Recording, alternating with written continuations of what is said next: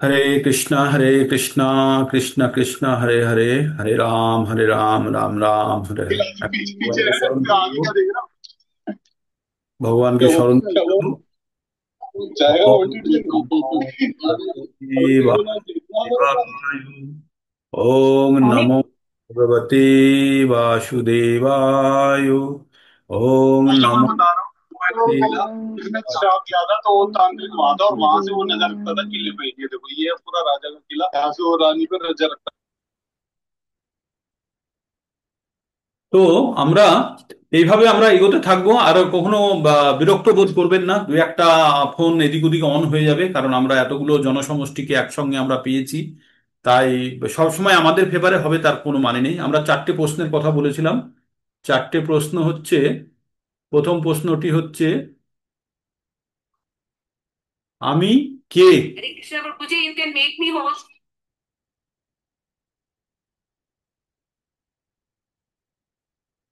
Done Mataji, done done. I have done ইট। जी जी, या ठीक है। ওকে মাতাজি। তো তাহলে আমরা এই हरे চারটে कृष्णा প্রশ্নের আমরা যারা উত্তর बच्चों, খুঁজে हम বার लोगों ने করতে পারবো। किया ही हुआ है। हाँ ठीक है।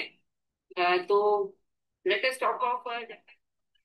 তো তাহলে আমরা এই চারটে প্রশ্নের যদি আমরা উত্তর খুঁজে বার করতে পারি না, তাহলে এটাই হচ্ছে আত্ম উপলব্ধি। এই চারটে প্রশ্ন খুব সহজ প্রশ্ন। আমি কে, আমি কোথা থেকে এসেছি, আমার জীবনের উদ্দেশ্য কি, আর আমি এরপরে কোথায় যাব। এই প্রশ্নগুলো কুকুর করতে পারে না, শিয়াল করতে পারে না, বিড়াল করতে পারে না, গরু করতে পারে না, গাধা করতে পারে না। শুধু মানুষ এই প্রশ্নগুলো করতে পারে। আর কোন মানুষগুলো করতে পারে? যাদের মধ্যে শুদ্ধ চেতনা আছে, যাদের চেতনা বিষয় আসক্তি দ্বারা সম্পূর্ণভাবে বিষাক্ত নয়, তারা পারে। তো তাহলে আপনারা একবার নিজেরা ভেবে দেখবেন তো এই চারটে প্রশ্নের উত্তর কি হতে পারে। এই চারটে প্রশ্নের উত্তর মুখস্থ করে নয়, নিজের আত্ম উপলব্ধি দিয়ে বলতে হবে আমি কে। আমার নাম শম্পা যাদব, লেবেন্ডু শীত, বা ভূপেন শীত, বা মনমোহন সাহা, বা দিলীপ মণ্ডল নয়। এগুলো আমার হচ্ছে পোশাকের রং, এগুলো হচ্ছে আমার। আমি যদি বলি, আমাকে যদি জিজ্ঞেস করে আপনার নাম কি, আমি বলবো সাদা জামা বা কালো প্যান্ট, এগুলো আমার পরিচয় নয়। এটা আমার পরিচয় নয়। তাহলে আমার পরিচয় কি? আমার প্রকৃত পরিচয় জানতে হবে, তাই না? তারপরে আমি কোথা থেকে এসেছি সেটা জানতে হবে। আমি এমন তো নয় আকাশ থেকে ধপ করে পড়ে গেলাম, পড়ে এখানে এসে দাঁড়িয়ে গেছি, না। কোন কোন লজিক কাজ করছে, আর আমার উদ্দেশ্য কি? উদ্দেশ্যটা বলবো একবার। এর মধ্যে উদ্দেশ্য আমি অবশ্যই বলবো। তো আমাদের যে টাইমিং আজকে, আমরা এর পরে আমরা একটু সময় দিতে পারবো। হ্যাঁ, আপনারা সঙ্গে থাকবেন একটু কষ্ট করে। যদি একটু টেনে যায় আপনারা সঙ্গে থাকবেন, ঠিক আছে? কারণ আমার উদ্দেশ্য কিন্তু এ নয় যে বইয়ে আছে পড়িয়ে দিলাম, বা আমি কোনো যে অফিসে কাজ করছে, যে অফিস আমাকে বলেছে যে এই ভগবদ্গীতার কোর্সটা করিয়ে দিয়ে তাহলে তোর প্রমোশন হবে, এরকম কিছুই নয়।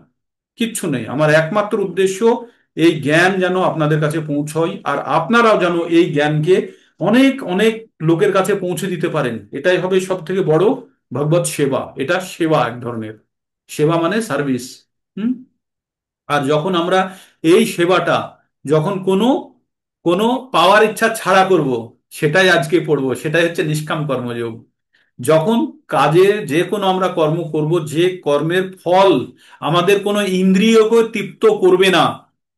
ইন্দ্রিয় তৃপ্ত মানে চক্ষু কর্ণ নাসিকা জিহ্বা ত্বক, এই পাঁচটি ইন্দ্রিয় আমরা সবসময় তৃপ্ত করার জন্য সবসময় ব্যস্ত। সকাল থেকে সন্ধ্যাবেলা পর্যন্ত আমরা যে পরিশ্রম করি কেন?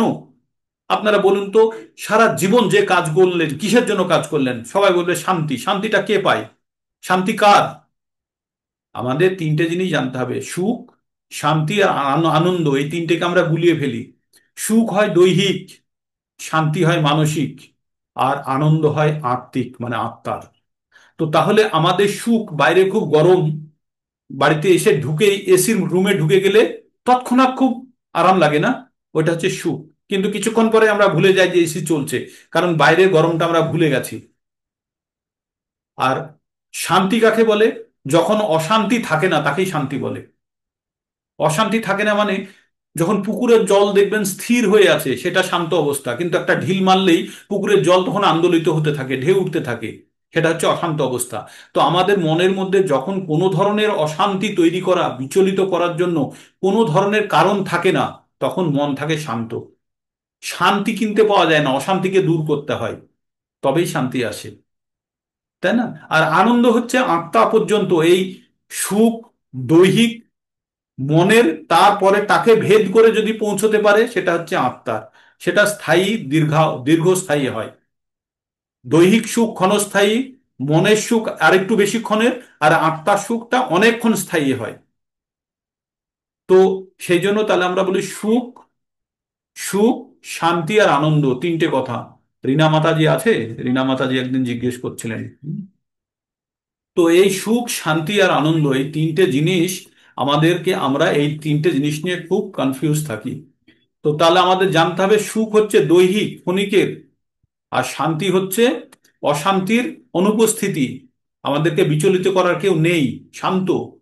আর আনন্দ হচ্ছে এই যে সুখ আর শান্তির ফলে কোনো স্পাইক তৈরি হয়, কোনো ধরনের একটা প্রচন্ড ধরনের একটা আত্মিক অনুভূতি হয়। যখন পরীক্ষার কোনো খুব বড় পরীক্ষার একটা রেজাল্ট বেরোলো, তখন ওই রেজাল্ট বেরোনোর সঙ্গে সঙ্গে একটা আনন্দ। কারণ শান্তি কখনো আনন্দের সঙ্গে যুক্ত করা যায় না। শান্তি হচ্ছে মন স্থির থাকা, কিন্তু আনন্দ যখন আসে তখন স্পাইক আসে, তখন আত্মাকে প্রচন্ডভাবে তৃপ্ত করে, আর সে এক সুখময় অবস্থা তৈরি করে আত্মার জন্য। সেটা হচ্ছে আনন্দ। আর আনন্দ অনেকক্ষণ থাকে, সেটাকে আনন্দকে বারবার মনে করে সেই আনন্দকে পাওয়া যায়। যেমনটা আমি বলি যে আপনি বাইরে রোদ্দুরে খুব ঘুরেছেন, ঘুরে খুব গরমে কষ্ট পাচ্ছেন, পেয়ে তখন যদি আপনি ভাবেন আপনাদের বাড়িতে এসি আছে, এসিতে আপনাকে খুব সুন্দর ঠান্ডা দেয়, তখন বাইরে রোদ্দুরে ঘুরতে ঘুরতে তখন আনন্দ, সুখ পাবেন? সুখ বাড়বে না কমবে? কষ্ট বাড়বে না কমবে? তখন কষ্ট বেড়ে যাবে। যে ঘরের মধ্যে তো 23 ডিগ্রিতে খুব আরাম পাচ্ছিলাম, এখন 46 ডিগ্রি, কি কষ্ট! আপনি কি ওই 46 ডিগ্রিতে দাঁড়িয়ে তখন ঘরে 23 ডিগ্রির কথা ভাবলে আপনার কি সুখ পাবেন? পাবেন না। কিন্তু আনন্দ পাওয়া যায়। আনন্দ প্রতি মুহূর্তে, যখন ওই সুখময় অবস্থাকে আপনি যখন স্মরণ করবেন, যদি আপনার মনের মধ্যে একটা স্ফূর্তি আসে, তখন জানবেন ওটা আনন্দ।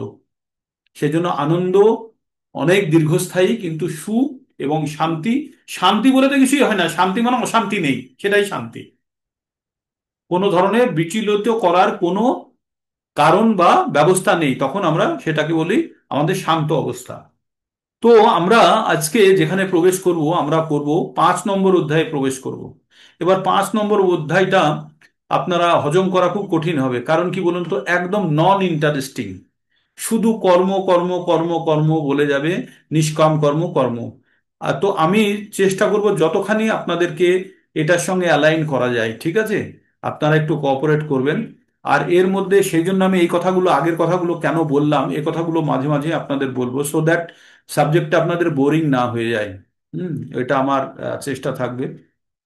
তো 4 নম্বর অধ্যায় আমরা শেষ করে ফেলেছি। আমরা কি পড়ছি? ভগবদ গীতা। ভগবদ গীতা ভগবানের মুখনিসৃত বাণী। ভগবান অর্জুনকে কুরুক্ষেত্রের যুদ্ধে এই কথাগুলি বলেছেন।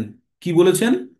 যে ভগবান অর্জুনকে বললেন 4 নম্বর অধ্যায়ে যে আমি এই জ্ঞান সূর্যের দেবতা বিবস্বানকে দিয়েছিলাম, বিবস্বান তার পুত্র মনুকে দিয়েছে, মনু তার পুত্র ইক্ষ্বাকুকে দিয়েছে। তো এইভাবে জ্ঞানের পরম্পরা চলছিল। জ্ঞান কি কি? জ্ঞান ভগবান নিজের সম্বন্ধে বলেছেন কিছুটা, ভগবান কখন আসেন বলেছেন, ভগবানকে যারা জানতে পারে তাদের কি হয়, তারপরে কি কি ধরনের যজ্ঞ হয়, যজ্ঞের ফল কি, যজ্ঞের ফল জ্ঞান। আর এই জ্ঞান লাভের ফলে মানুষ কি জানে? যে ভগবানকে জানে, ঈশ্বরকে জানে। আর এই জ্ঞান লাভের পরে কি হয়? মানুষ নিজের কর্মে, ঠিক ধরনের কর্মে নিযুক্ত হয়। কি ধরনের কর্ম? কর্ম 3 ধরনের বললাম: সকাম কর্ম, বিকর্ম আর অকর্ম। সকাম কর্ম আর বিকর্ম বন্ধনকারী, আমাদেরকে জন্ম মৃত্যুর চক্রে আবার বাঁধবে। আর অকর্ম আমাদের, কর্ম তো করব, কিন্তু অকর্ম যখন করব তখন সেই কর্মের কোনো বন্ধন থাকবে না। তো এই ছিল 4 নম্বর অধ্যায়ের একটা সামারি। 4 নম্বর অধ্যায়ের শেষে 42 নম্বর শ্লোকে ভগবান একটা কথা বললেন অর্জুনকে। কি কথা বললেন 42 নম্বর শ্লোকে? বললেন, তস্মাদ জ্ঞান সম্ভূতং ধৃতস্থং জ্ঞান সিনাত্মং চিত্তেন সংশয় যোগম মাতিষ্ঠ তিষ্ঠ ভারত। বললেন, অতএব তোমার হৃদয়ে অজ্ঞান প্রসূত, আমাদের হৃদয়ে কি আছে? অজ্ঞানতার অন্ধকার আছে। এই যে 4টে প্রশ্ন আপনাদের করেছি, 4টে প্রশ্নের উত্তর বার করতে গেলে আপনাদের জ্ঞান লাগবে। কি জ্ঞান লাগবে? শুদ্ধ জ্ঞান লাগবে। কি শুদ্ধ জ্ঞান? যেটা, যে জ্ঞানের দ্বারা আমরা নিজেদের সম্বন্ধে জানতে পারি। এই যে ইট কাঠ পাথর, physics honours, mathematics honours, MSc, MTech, BA, BEd, এইগুলোর মধ্যে কিন্তু এই চারটে প্রশ্নের কোথাও উত্তর খুঁজে পাবেন না। পাবেন? এই চারটে প্রশ্নের উত্তর কোথাও পাবেন না।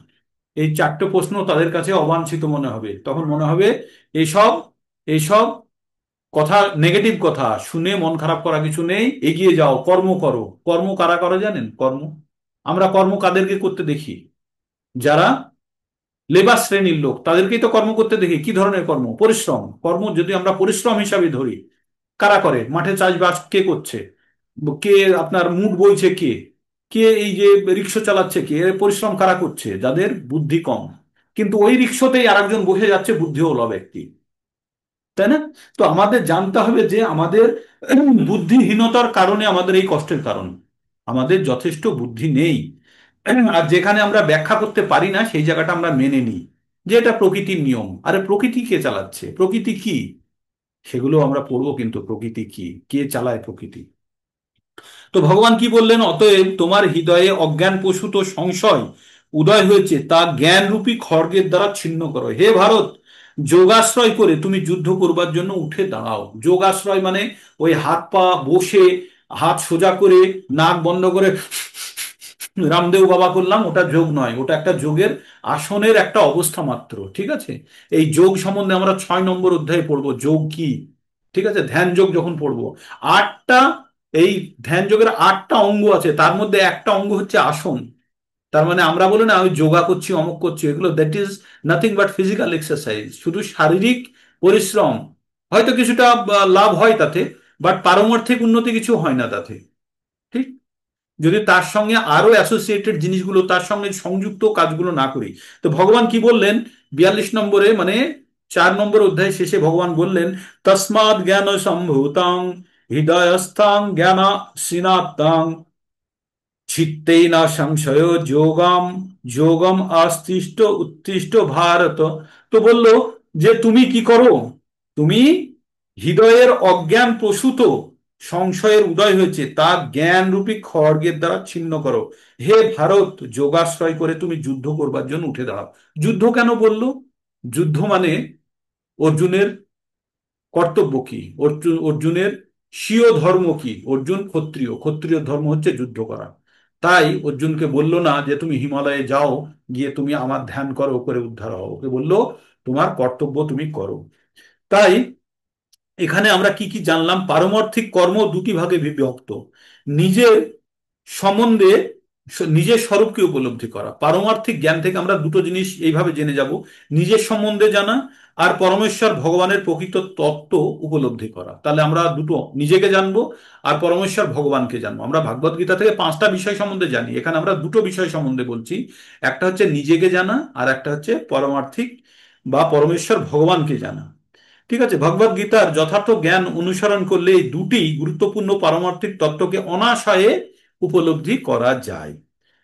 তখন ভগবানের অবিচ্ছেদ্য অবিচ্ছেদ্য অংশরূপে জীবাত্মার আত্মস্বরূপের যথার্থ জ্ঞান উপলব্ধি করতে আর কোনো অসুবিধা হয় না। আমরা কারা? আমাদের পরিচয় কিছুক্ষণ আগে আপনাদের প্রশ্নটা বলেছিলাম, ভগবানের আমরা অবিচ্ছেদ্য অংশ। আমরা কি? আত্মা। আমরা আমরা আত্মা। আমরা কি? আমরা, আমাদের পরিচয় হচ্ছে আমরা আত্মা, আর আমরা ভগবানের অবিচ্ছেদ্য অংশ। তাই ভগবান 15 নম্বর অধ্যায়ে এই কথাটি বলেছেন, মামে বংশ জীবা লোকে জীবা ভূতান সনাতন মনঃষষ্ঠানি ইন্দ্রিয়াণি প্রকৃতি স্থানে কর্ষতি। বললেন ভগবান যে এই জীবালোকে, পৃথিবীতে যত প্রাণী আছে, জীব আছে, সবাই আমার অংশ।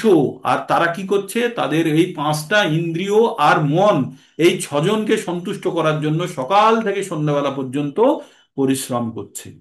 তাহলে আমরা কি করি? সকাল থেকে সন্ধ্যেবেলা পর্যন্ত কি কাজ করি আমরা? আমরা করি আমাদের ইন্দ্রিয়গুলোকে তৃপ্ত করা ছাড়া আর কোনো কিছু করি না। আপনারা কেউ এমন একটা কাজ করেন বলতে পারবেন যাতে আপনার চক্ষু, কর্ণ, নাসিকা, জিহ্বা, ত্বক, এই 6জনকে, এই 5জন আর মন, এই 6জনকে সন্তুষ্ট করা ছাড়া আপনি কোনো কাজ করেন? বলুন, কেউ বলতে পারবেন? এনিবডি ক্যান টেল ইট? কেউ বলতে পারবেন আপনারা যে এই 6জনকে সন্তুষ্ট করার ছাড়া আপনি আরো কাজ করেন যেটাতে এই 6জন ছাড়া আছে? সাধারণ ব্যক্তিরা এই 6জনের বাইরে বেরোতে পারে না। হ্যাঁ, তবে যারা আধ্যাত্মিক চেতনা যুক্ত, যারা আহ আচ্ছা, এর মধ্যে কেউ বলবেন যে আমি যদি সমাজের সেবা করি, একদম আত্ম অহংকারকে হাওয়া দেওয়ার একটা জায়গা, কিচ্ছু নয়, মনকে সন্তুষ্ট করার জন্য, আত্ম অহংকারকে হাওয়া দিয়ে ফোলানোর জন্য। কাউকে আপনি হসপিটালে নিয়ে গেলেন, বুক থাবড়ে পরশুদিন সুযোগ পেলেই বলে দেবেন যে আমি ওই রমেশকে আমি হসপিটালে ভর্তি করি, আর কেউ ছিল না জানিস, আমি নিজে ওকে নিয়ে চলে গেছি, বাস, খুলে গেলেন আত্ম অহংকারে। মানে কর্তব্য থেকে বড় কথা সেখানে আমরা কি করে ফেললাম, আমরা নিজের আত্মতুষ্টির জন্য এই কাজটি করলাম। তার মানে আমরা যে কোনো কাজ আজকের দিনে করি, আমরা শুধু আমাদের আত্মতুষ্টির জন্য করি, আমাদের পাঁচটি ইন্দ্রিয় আর আত্মাকে মনকে সন্তুষ্ট করার জন্য, বাস। কিন্তু যদি আমরা প্রকৃত উদ্দেশ্য আমাদের জীবনের জানি, আমাদের প্রকৃত উদ্দেশ্য কি, এই জন্ম মৃত্যুর আবর্তের বাইরে বেরোনোর জন্য ভগবান আমাদেরকে একটা মনুষ্য জীবন দিয়েছে। এই মনুষ্য জীবনকে সঠিকভাবে ব্যবহার করে আমাদের এই বারবার একই কাজ করা থেকে বেরোতে হবে। এটাই ভগবদ গীতার উদ্দেশ্য। আর ভগবদ গীতার এটাই নিষ্কর্ষ, যে ভগবানের কাছে শরণাপন্ন হয়ে ভগবানের থেকে বুদ্ধি নিয়ে এই জন্ম মৃত্যুর চক্র থেকে, এই জঞ্জাল থেকে বেরোনো। এটা মোটেই আনন্দের জায়গা নয়। পৃথিবীর নাম হচ্ছে দুঃখালয়ম অশাশ্বতম। পৃথিবীর নাম হচ্ছে দুঃখালয়ম অশাশ্বতম। এই জায়গাটা সুখের জায়গা নয়। আমরা যদি ভাবি এই তো বাড়িতে আমার 3 BHK 4 BHK গাড়ি আছে, অমুক আছে, কতদিন, how many days it will stay, কতদিন থাকবে আমাদের? তারপরে আমরা যদি ভাবি যে ঠিক আছে অ্যাডজাস্ট করে থাকবো, তারপরে কি হচ্ছে, এই শরীরটা কিন্তু বুড়ো হয়ে যাবে। যদি ভাবি না হবে না, আমাদের বাবা কাকাদের তো দেখছি, তারপরে তো মৃত্যু, মরে যেতে হবে, তখন কোথায় যাব, কি করব? তো তাহলে আমাদের এই গাড়ি থেকে নামার আগে পরবর্তী গাড়ির জন্য আমাদের টিকিট কিনে ফেলতে হবে। আমরা আমাদের এই যাত্রাকে সম্পন্ন করার জন্য এই যে বর্তমান শরীররূপী বাহনে আছি, এই বাহন যদি আমাদের অভীষ্ট লক্ষ্যে যদি পৌঁছতে না পারে, তাহলে কিন্তু আমাদেরকে একটি পরবর্তী গাড়ির টিকিট বুকিং করতে হবে, আর সেটা এখনই করতে হবে, এখনই। আর সেই কর্ম এখন কর্মের মাধ্যমে করতে হবে। তো এটা সবসময় আমাদের মাথায় রাখতে হবে। আমরা বর্তমান যে অবস্থায় আছি, আমরা যে অবস্থায় আছি, আপনি প্রত্যেকটা মুহূর্তে ভগবানকে সাধুবাদ জানাবেন যে অ্যাটলিস্ট আমাদের কাছে এই জ্ঞানটা আসছে, আমাদের কি করা উচিত, করছি কি করছি না সেটা সেকেন্ডারি, পরে বলবো। কিন্তু অন্তত এটা তো জানতে পারছি যে আমার অসুখ হয়েছে, ডাক্তারের কাছে যাবো।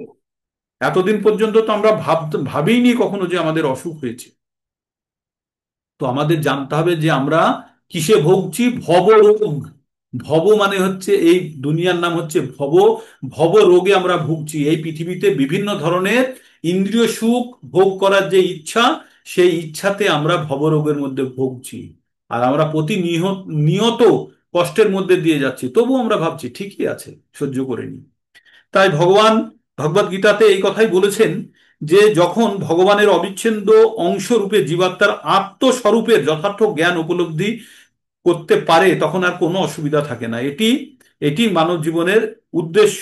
আর এই অধ্যায়ের প্রারম্ভে ভগবান কি বললেন, অপ্রাকৃত কার্যকলাপের বর্ণনা করেছেন। ভগবদ গীতায় প্রদত্ত প্রদত্ত উপদেশ কারা বুঝতে পারে না? যারা শ্রদ্ধাহীন ব্যক্তি, যাদের মনের মধ্যে সামান্যতম শ্রদ্ধা নেই, তারা কখনোই ভগবত জ্ঞান কখনোই বুঝতে পারবে না।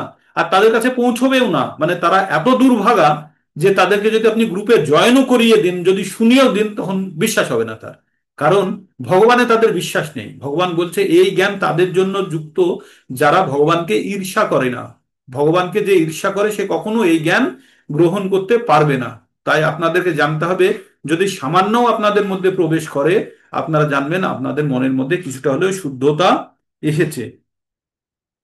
তো ভগবান মানে যে এই যে জানতে হবে, আচ্ছা, ভগবানের দেওয়া স্বাধীনতা সে অপব্যবহার করছে। এই ধরনের উপদেশ সত্ত্বেও যে ভগবানের সচ্চিত আনন্দময় স্বরূপকে হৃদয়ঙ্গম করতে পারে না, সে নিতান্তই মূর্খ। আর কি বললেন ভগবান, কি বললেন এখানে? বিভিন্ন যজ্ঞের কথা বলেছে, দেবযজ্ঞ, ব্রহ্মযজ্ঞ, ব্রহ্মচর্য যজ্ঞ, গার্হস্থ্য যজ্ঞ, ইন্দ্রিয়ানি গ্রহ যজ্ঞ, যোগ যোগাভ্যাস যোগ্য, তপযোগ্য, দ্রব্যযোগ্য, স্বাধ্যায় যজ্ঞের অনুষ্ঠান এবং বর্ণাশ্রমের আলোচনা করা হয়েছে আগে। তো আমরা বিভিন্ন যজ্ঞের কথা বলেছি। আর যজ্ঞের অন্তিম ফলস্বরূপ কি? যে অন্তিম ফলস্বরূপ হচ্ছে জ্ঞান। আর জ্ঞান দিয়ে আত্ম উপলব্ধি, নিজের সম্বন্ধে জানা, এটি হচ্ছে যজ্ঞের প্রকৃত উদ্দেশ্য। এবার আমরা চলে আসছি কোথায়? 5 নম্বরের অধ্যায়ে এখন প্রবেশ করতেই পারিনি, 4 নম্বরের আগের ঘটনা দিয়ে বললাম। কিন্তু আমি আপনাদের যে কথাগুলো বললাম এগুলো সব ভগবদ গীতার এক্সট্রাক্ট, যদিও এই চ্যাপ্টারের সঙ্গে কিছুটা কানেক্টেড, কিন্তু পরবর্তীতেও এই কথাগুলোই আপনার বারবার আসবে। আর ভগবত ভক্তির নির্যাস এটাই। তো ভগবান বলছেন, ভগবানকে অর্জুন এবার জিজ্ঞেস করে ফেললো, অর্জুনের মনের মধ্যে সংশয় হয়ে গেছে। কি সংশয়? যে তাহলে কর্ম করব, প্রথমে তো বুদ্ধির কথা বললো, ত্যাগ করতে বললো, কর্ম ত্যাগ করতে বললো, আবার বলছে ওঠো, উঠে যুদ্ধ করো। এবার অর্জুন আবার কনফিউজ, বলছে সন্ন্যাসং কর্মণাং কৃষ্ণ পুণ্যযোগংশ সংশসি যশ্রেয় এতয় এতয়োরেকম তন্মে ব্রূহি সুনিশ্চিতম। বললেন সন্ন্যাসং কর্মণাম কৃষ্ণ পুনর্যোগংশ সংশসি যশ্রেয় একদরেকম তন্মে ব্রূহি সুনিশ্চিতম। তন্মে মানে আপনি আমাকে, হ্যাঁ। তো ব্রূহি মানে বলা, আর সুনিশ্চিত মানে নিশ্চিত ভাবে বলুন। তো ভগবানকে অর্জুন কি হলো, হে কৃষ্ণ তুমি প্রথমে আমাকে বললে কর্মত্যাগ করো, কর্মত্যাগ করো। তারপরে তুমি বললে ভক্তিযুক্ত কর্মের অনুষ্ঠান করো, মানে প্রথমে বললে কর্মত্যাগ করো, আবার বললে তুমি ভক্তিযুক্ত কর্ম করো।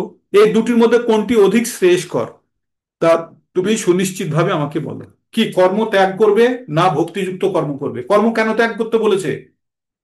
আপনাদের মনে আছে কর্ম কেন ত্যাগ করতে বলেছে?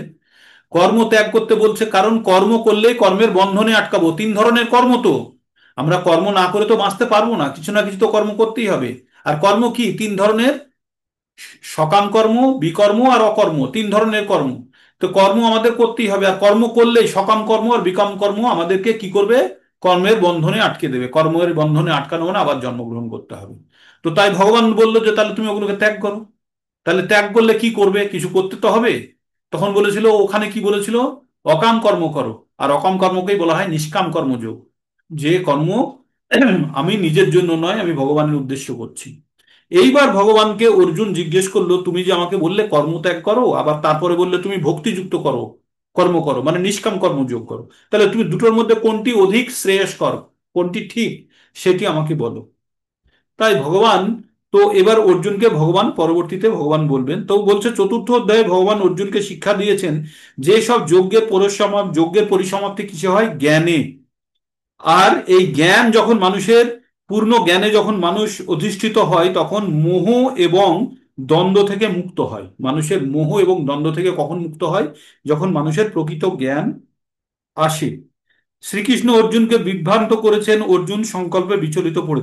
তো এই যে অর্জুনের মনের মধ্যে না কখনো কখনো বিভ্রান্ত হয়ে যাচ্ছে ভগবান কি কথা বলছে, সেজন্য অর্জুন বারবার জিজ্ঞেস করছে যে যেটি ঠিক হবে সেটি আপনাকে বলুন। কারণ অর্জুনের কাছে সেই জ্ঞান এখনো নেই যে ভগবান যেটা সম্পূর্ণভাবে বলেছেন আর পূর্ণভাবে অর্জুন সেটা বুঝেছেন। যদিও অর্জুন বুঝেছেন, আমাদের মতো মূর্খের জন্য উনি প্রশ্ন করছেন, তবুও আমাদেরকে অর্জুনের দৃষ্টিতে দেখতে গেলে আমাদের কি বুঝতে হবে যে অর্জুন কিছুটা হলেও কনফিউজড আছে। ঠিক আছে? তাই পূর্ণ জ্ঞানে অধিষ্ঠিত হয়ে সম্পাদিত কর্ম তার ফল থেকে মুক্ত, তাই অকর্মের মতোই। অকর্ম মানে কি, ভগবানের উদ্দেশ্যে কৃত কর্ম। আর কর্ম ফল ত্যাগ করাকেও বলছে অকর্মের মতোই, মানে আমি কোনো কাজ করলাম কিন্তু তার ফলের দায়িত্ব আমি নিলাম না। দায়িত্ব ইন দ্য সেন্স ফলের জন্য আমি আকাঙ্ক্ষী নই।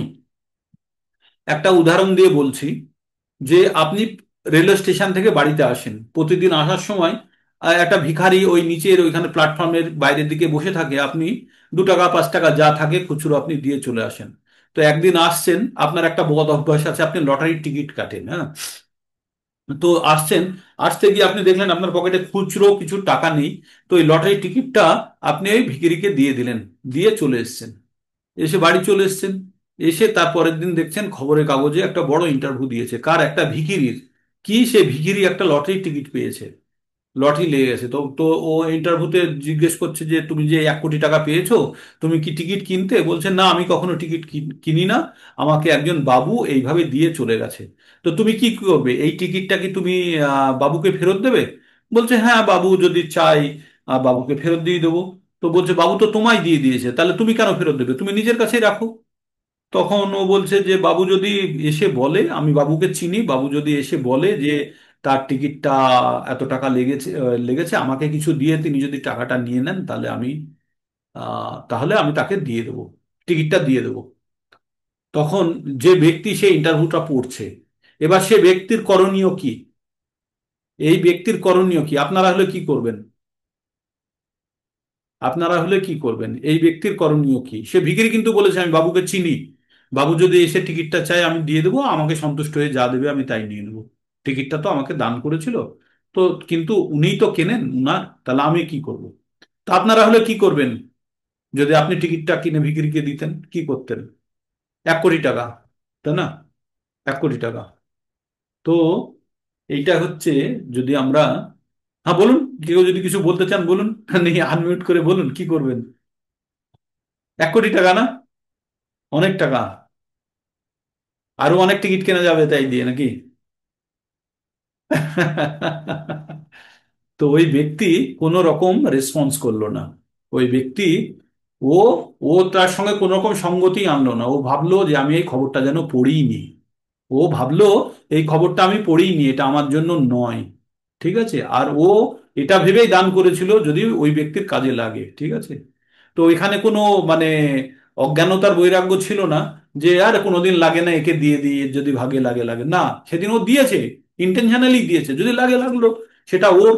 তো ওই ব্যক্তি, এটা হচ্ছে নিষ্কাম, এক ধরনের নিষ্কাম, তার আর তার মধ্যে কিছু মানে জড়িত নেই। কিন্তু সে যদি আবার ফলো করে পরের দিন খবরের কাগজে আবার আর একটা ইন্টারভিউ দিয়ে দেয় যে আমি টিকিটটা দিয়েছিলাম কিন্তু আমি ত্যাগ করলাম, তখন কিন্তু ও সকাম কর্মের বন্ধনে আটকে গেল। তাই নিষ্কাম কর্মযোগের মাধ্যমে আমাদের কি থাকতে হবে, যে আমরা কর্ম করব কিন্তু ফলের কোনো রকমের আমাদের আশাও থাকবে না, আসক্তিও থাকবে না। সেটা হচ্ছে নিষ্কাম কর্মযোগ। তো আমরা এই চ্যাপ্টারের মধ্যে বারবার ওই কথাটি পড়বো, মানে আপনাদের জিস্ট বললাম একটা সেন্টেন্সে বা এতক্ষণ 10 মিনিটের মধ্যে, এই অধ্যায়ের যেটা জিস্ট, সেটা হচ্ছে নিষ্কাম কর্মযোগ বা ভক্তিযুক্ত হয়ে কাজ করা। মানে যেখানে আমাদের আমাদের নিজের ইন্দ্রিয় তৃপ্তির জন্য কিছু করছি না, আমরা কোনো ফলের আশা করছি না, হয় আমরা যে কাজটাই করব ভগবানের সন্তুষ্টি বিধানের জন্য করব, সেটাই হচ্ছে নিষ্কাম কর্মযোগ। তো আমরা এতক্ষণ যারা কর্মযোগে বিশ্বাসী তাদেরকে তাহলে জানতে হবে যে কর্মযোগে যারা বিশ্বাসী তাদের এই কর্মযোগে এই কর্মযোগে যারা বিশ্বাসী তাদেরকে জানতে হবে যে এই নিষ্কাম কর্মযোগ আর সকাম কর্মের মধ্যে খুব হালকা লাইন আছে। একটু গোলমাল হলেই কিন্তু সকাম কর্মের মধ্যে পড়ে যাবে, আর পড়ে গেলেই জন্ম মৃত্যুর চক্র। তাই অর্জুন বলছে যে আমি কর্মই ত্যাগ করে দেবো না কর্ম থেকে সন্ন্যাস নেব। তারপরে ভগবান 2 নম্বর শ্লোকে বললেন, শ্রী ভগবান উবাচ সন্ন্যাস সন্ন্যাস কর্মযোগশ্চ নিঃশ্রেয় কর্তা নিঃশ্রেয় করাবুহ তদস্তু কর্ম সন্ন্যাসাৎ কর্মযোগ বিশিষ্যতে। ভগবান বললেন কর্ম সন্ন্যাস এবং কর্মযোগ উভয়ই মুক্তিদায়ক। কর্ম সন্ন্যাস, সন্ন্যাস মানে হচ্ছে ত্যাগ, আর দুটির মধ্যে কর্মযোগ, দুটির মধ্যে কর্মযোগ কর্ম সন্ন্যাস থেকে শ্রেয়। কর্ম সন্ন্যাস মানে কিছুটা হলেও কর্ম ত্যাগ করা, কর্মই ত্যাগ করা। আর কর্ম সন্ন্যাস মানে হচ্ছে, আর কর্ম যোগ মানে হচ্ছে যেখানে আমরা কর্ম তো করবো কিন্তু কর্মের ফল আমাদের জন্য আমরা আমাদেরকে নিজেদেরকে নিযুক্ত করব। ঠিক। তো এখানে বলছে সকাম কর্ম, যেগুলো সকাম কর্ম করা হয়, সকাম কর্ম কাকে বলে? আমাদের ইন্দ্রিয় তৃপ্তির জন্য যে কর্মগুলো করা হয় সেগুলোকে বলা হয় সকাম কর্ম। আর এগুলোকে মানুষকে বন্ধনে আবদ্ধ করে। জীব যখন শারীরিক সুখছন্দ স্বাচ্ছন্দ্যের মান উন্নত করার আশায় নানাবিধ কর্ম করে চলে, তখন নিশ্চিতভাবে তার কর্মের ফলস্বরূপ একটির পর একটি বিভিন্ন ধরনের দেহ ধারণ করে এই জড় জগতের মধ্যে ঘুরে বেড়ায়। তার ফলে তার জন্ম জড় বন্ধন অনন্তকাল ধরে চলতে থাকে। তার মানে মানুষ কি থাকে, জড়, এই যে জড় বন্ধনে আমরা আটকে আছি, কারণ একটার পর একটা আমাদের ইন্দ্রিয় তৃপ্তির কথা আমরা ভেবেই চলি। ইন্দ্রিয় সুখ ভোগ করবার জন্য মানুষ উন্মাদ, সে জানে না যে তার ক্লেশদায়ক বর্তমান দেহটি পূর্বকৃত সকাম কর্মের ফল। যদিও এই দেহটি অস্থায়ী, এটি মানুষ সর্বদা নানা রকম দুঃখ কষ্ট প্রদান করছে। তাই জড় ইন্দ্রিয় সুখ ভোগ করার আশায় কর্ম করা ঠিক নয়। জড় ইন্দ্রিয় সুখ, আমরা ভালো খাবো, ভালো পরবো, ভালো থাকবো, এই জন্য কর্ম যারা করে তারা নিতান্তই কম বুদ্ধি সম্পন্ন। নিজের প্রকৃতি স্বরূপ সম্বন্ধে যে মানুষ অনুসন্ধান করে না তাদের জীবন ব্যর্থ বলে বিবেচনা করা হয়। তাহলে আপনারা এবার বুঝতে পারছেন যে যারা এতদিন পর্যন্ত নিজের জীবনের উদ্দেশ্য বা আত্ম অনুসন্ধান করেননি, তারা জানবেন যে এতদিন পর্যন্ত আপনারা কিন্তু জীবনের প্রকৃত উদ্দেশ্য জানার চেষ্টাও করেননি। কিছুটা হলেও অনেকটা সময় আমরা ব্যর্থ করে ফেলেছি জীবনের, তাই না? যারা কম বয়সী স্কুল স্টুডেন্ট বা যারা একদমই কম বয়সে আছেন, তারা হয়তো কিছুটা হলেও জীবনে উপলব্ধি কাজে লাগাতে পারবে যদি সঠিকভাবে এই জ্ঞানকে প্রয়োগ করে। না হলে আমরা তো অনেকটাই জীবনের অনেক মূল্যবান সময় এই ইন্দ্রিয় সুখের পিছনে নষ্ট করে ফেলেছি। যতদিন মানুষ প্রকৃতির স্বরূপ বুঝতে না পারে ততদিন এই ইন্দ্রিয় সুখ ভোগের জন্যই কর্মফলের আশায় কর্ম করতে হয়। যতদিন ইন্দ্রিয় সুখ ভোগ করার বাসনা তার চেতনায় আচ্ছন্ন থাকে ততদিন এক দেহ থেকে অন্য দেহে দেহান্তরিত হন। মানে এর থেকে কঠিন সত্য কথার কিছু নেই। আমরা জন্ম মৃত্যুর চক্করে বারবার আবর্তিত হচ্ছি। যারা ভাবছেন ভালোই তো আছি, খাচ্ছি ঘুমোচ্ছি, ভালো আছেন থাকুন, তারা তাদের জন্য ওপেন আছে। কিন্তু যারা প্রকৃত জিনিসটা বুঝবে যে ব্রিজের উপর থেকে কিছুক্ষণ নামার পরেই কিন্তু রাস্তা কিন্তু আবার খটোমটো হয়ে যাবে, তখন সাইকেলে জোরে প্যাডেল মারলেও কিন্তু সাইকেল এগোবে না, কারণ পাথুরে রাস্তা। আর উপর থেকে নিচে নামছেন, আপনারা জানবেন আমরা যারা এই মনুষ্য জীবন পেয়েছি, আমাদের পূর্বকৃত জীবনের সত্যিই কোনো স্বীকৃতি আছে সেই জন্য পেয়েছি। আর এই সুযোগটাকে আমাদের কোনো মতেই নষ্ট করা হবে না। যখন আমরা ভগবত গীতার জ্ঞান পেতে শুরু করেছি, তাই না, যে কোনো কারণেই পাই, ভগবানের দেওয়া হোক, গুরু কৃষ্ণ কৃপা, যারই কৃপা হোক, এই যে আমাদের কাছে এই জ্ঞান এসে পৌঁছচ্ছে, জানবেন অমূল্য সম্পদ আপনার কাছে এসে পৌঁছচ্ছে। কোনো অবস্থাতে এই সোনার ব্যাগটি যেন নষ্ট না হয়ে যায়। আপনার কাছে 1 কেজি সোনার একটা ব্যাগ হাতে থামিয়ে দিল আর ব্যাগটা কোথাও দোকানে রেখে চলে আসলেন, তেমনটা যেন না হয়। হুম? তো অজ্ঞানতার অন্ধকারে আচ্ছন্ন মন সকাম কর্মে নিবিষ্ট হতে পারে, কিন্তু মানুষের কর্তব্য হচ্ছে ভক্তি যোগে বাসুদেবের প্রতি প্রেমময় সেবা সম্পাদন করা। কেবল তখনই সে জড়জগতের বন্ধন থেকে মুক্তি হওয়ার সুযোগ পায়। তাহলে জড়জগতের বন্ধন থেকে মুক্তি হতে গেলে কি করতে হবে? ভগবানের প্রেমময়ী সেবায় নিজেকে যুক্ত হতে হবে। তারপরে 3 নম্বর শ্লোকে চলে যায়, জ্ঞেয় স নিত্য সন্ন্যাসী যো না দেষ্টি না কাঙ্ক্ষতি নির্দ্বন্দ্ব হি মহাবাহো সুখং বন্দাত প্রমোচ্যুতে।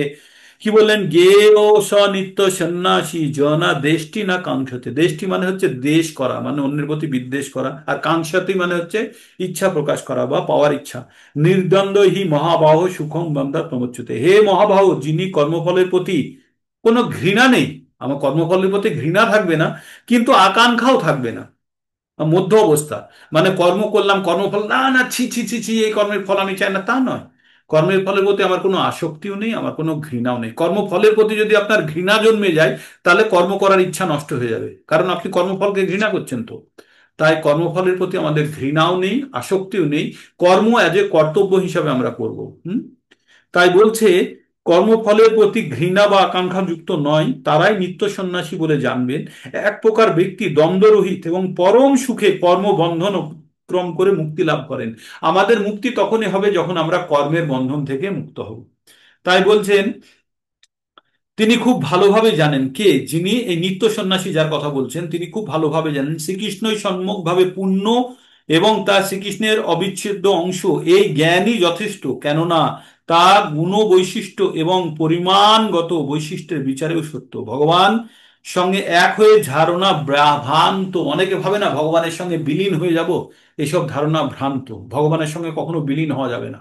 ভগবান একটা যদি সবুজ রঙের গাছ হয়, এই গাছের মধ্যে একটা পাখি গিয়ে বসলো সবুজ রঙের, ভাববেন না যে সবুজ রঙের পাখিটা গাছের সঙ্গে এক হয়ে গেল। পাখি আলাদা, গাছ আলাদা, ঠিক?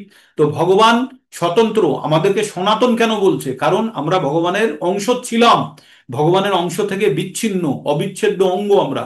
কিন্তু আমরা কিন্তু কখনোই ভগবানের সঙ্গে যুক্ত হতে পারবো না, সেই জন্য বলা হয় সনাতন।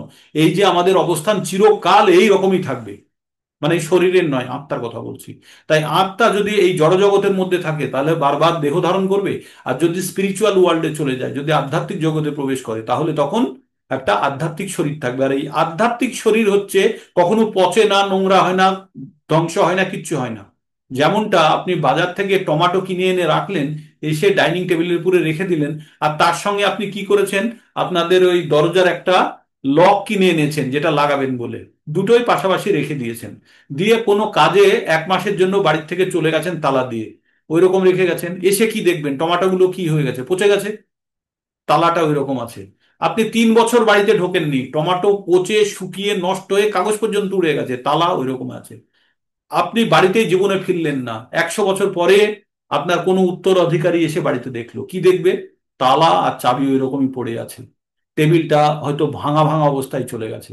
তার মানে ওই যে তালা চাবি তা, সে কিন্তু সময়ের সাপেক্ষে ক্ষয় হচ্ছে না, বাকি জিনিসগুলো নষ্ট হয়ে যাচ্ছে। তো তেমনি আত্মার সাপেক্ষে আমাদের এই শরীরগুলো টমাটোর মতো।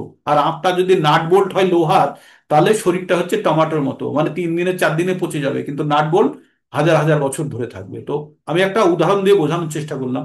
যদিও আত্মার বয়স অসীম, আত্মা কোনোদিন শেষই হবে না। নাট বোল্ট হয়তো 2000 বছর পরে নষ্ট হয়ে যেতে পারে, কিন্তু আত্মা কোনোদিন শেষই হবে না। ঠিক।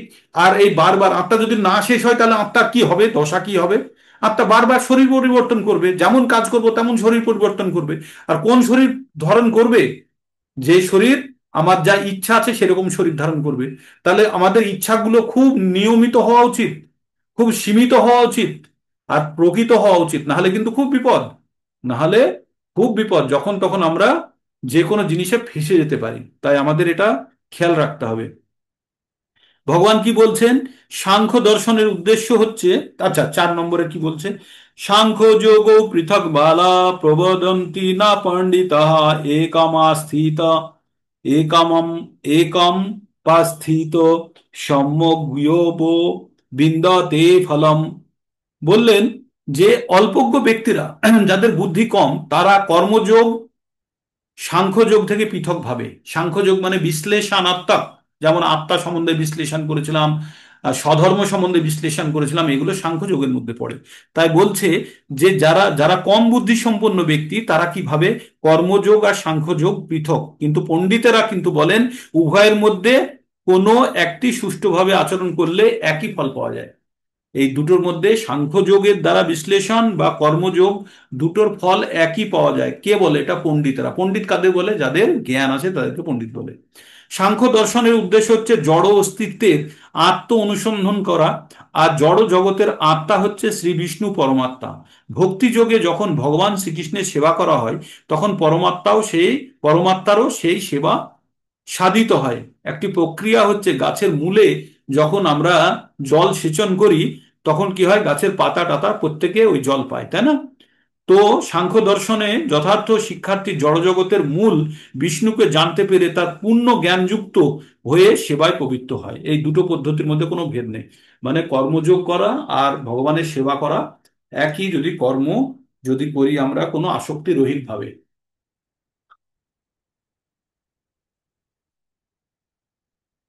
এবার তাহলে আমরা কি বুঝলাম? ভগবান বলল কর্মযোগ আর সাংখ্যযোগের মধ্যে কোনো পার্থক্য নেই। কর্মযোগ হতে হবে আসক্তি রহিত ভাবে, আর সাংখ্যযোগ হতে হবে বা ভক্তিযোগের যে মানে আমাদের যে প্রক্রিয়াটা হতে হবে, সেটা যেন কোনো অবস্থাতেই আমাদের আত্মা আত্ম বা আমাদের ইন্দ্রিয় তৃপ্তির জন্য যেন না হয়। তাহলেই কিন্তু আমাদের যে উদ্দেশ্যটা হবে পরিশুদ্ধ। যৎসাংখ্যে প্রাপ্যং স্থানং তৎ যোগৈরপি গম্যতে একক সাংখ্য যোগং চ য পশ্যতি স পশ্যতি। যিনি জানেন যে সাংখ্যযোগের দ্বারা প্রাপ্ত গতি কর্মযোগের দ্বারাও লাভ করা যায়, তাই এইভাবে সাংখ্যযোগ এবং কর্মযোগকে একই বলে জানেন। আচ্ছা, সাংখ্যযোগ আপনাদের মনে আছে তো? সাংখ্যযোগ মানে বিশ্লেষণাত্মক, আত্মা কি, দেহ কি, স্বধর্ম কি, এগুলো সাংখ্যযোগের মধ্যে পড়ে। আর কর্মযোগ মানে হচ্ছে আমি যে কাজটি করছি, অকর্ম, সকাম কর্ম, অকর্ম আর বিকর্ম, এই তিনটে, তার মধ্যে আমি সকাম কর্ম আর বিকর্ম আমি করব না, আমি অকর্ম করব। এই অকর্মকেই বলছে নিষ্কাম কর্মযোগ। ঠিক। তাহলে আমাদের এই দুটো জিনিস জানতে হবে, না হলে আমি যতবারই বলবো আপনাদের যদি মাথায় না থাকে, তাহলে মনে হবে যে ওই জিনিসটাই জানতে পারলাম না, কি বলছে বারবার। তারপরে ভগবান কি বলছেন 6 নম্বরে? সন্ন্যাসস্তু মহাবাহ দুঃখ মাপ্তুম যোগত যোগ যুক্তা মুনির্বম্ভ না চিরে না গচ্ছতি। ভগবান কি বললেন? হে মহাবাহ, কর্মযোগ ব্যতীত কেবল কর্ম ত্যাগ স্বরূপ সন্ন্যাস দুঃখজনক। মানে আমি কাজ ছেড়ে দিলাম, এই গেরুয়া পরে নিলাম, কোনো কাজ করি না, আগুনও জ্বালাই না, এটা আমরা 6 নম্বরে গিয়ে পড়বো। তাহলে কি আমার কি কর্মের বন্ধন আসবে? বলছে সেটা দুঃখজনক, সেটা কষ্টকর, কিন্তু নিষ্কাম কর্মযোগে যুক্ত মুনি অচিরেই ব্রহ্মকে লাভ করে। কিন্তু আমি কাজ করব, কিন্তু কাজের ফলের আশা করব না। এটাই বারবার বারবার একই। আমরা যে কাজগুলো করব সেগুলো ভগবানের সন্তুষ্টি বিধানের জন্য করব, আর আমরা কখনোই ফলের আশা না করে করব। সেটাই হচ্ছে নিষ্কাম কর্মযোগের মূল সিদ্ধান্ত। আর সেটাই হচ্ছে যে আপনার কর্ম সন্ন্যাসের থেকে অধিকতর শ্রেয়। 7 নম্বরে এবার বলছে কি, আচ্ছা এখানে কি বললো, ব্রহ্মস্থিতি। ব্রহ্মস্থিতি মানে ব্রহ্মকে লাভ করবে মানে ব্রহ্মস্থিতি।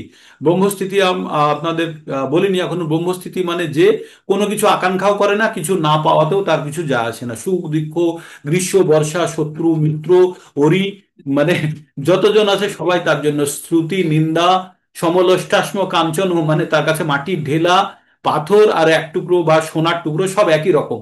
মানে সে জড়জাগতিক কোনো জিনিস তাকে বিচলিত করতে পারে না বা আনন্দও দিতে পারে না।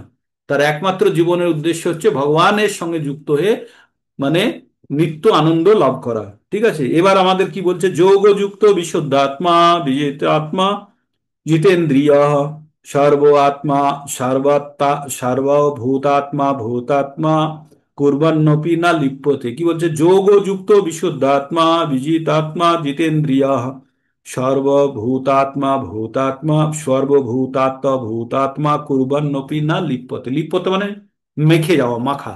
তো কি বলছে, নিষ্কাম কর্মযোগে যুক্ত, বিশুদ্ধ বুদ্ধি সম্পন্ন, আত্মসংযত, জিতেন্দ্রিয় মানে যারা ইন্দ্রিয়কে সংযত করেছে, আত্মা সকলের প্রিয়, অন্য সকলেও তার প্রিয়, সব সময় তিনি কর্ম করেও তাতে লিপ্ত হন না। কেমন ভাবে লিপ্ত হন না, কি বলছে, বলছে যারা নিষ্কাম কর্মযোগে যুক্ত, তারা বিশুদ্ধ বুদ্ধি সম্পন্ন, তাদের প্রকৃত জ্ঞান আছে, আত্মসংযত, তারা ইন্দ্রিয় তৃপ্তির জন্য কখনোই কাজ করছে না, তাদেরকে তারা সকলের প্রিয় এবং অন্যরাও তার প্রিয়, তিনি সব সময় কর্ম করেও এই কর্ম ফলে লিপ্ত হন না, কর্মে লিপ্ত হন না।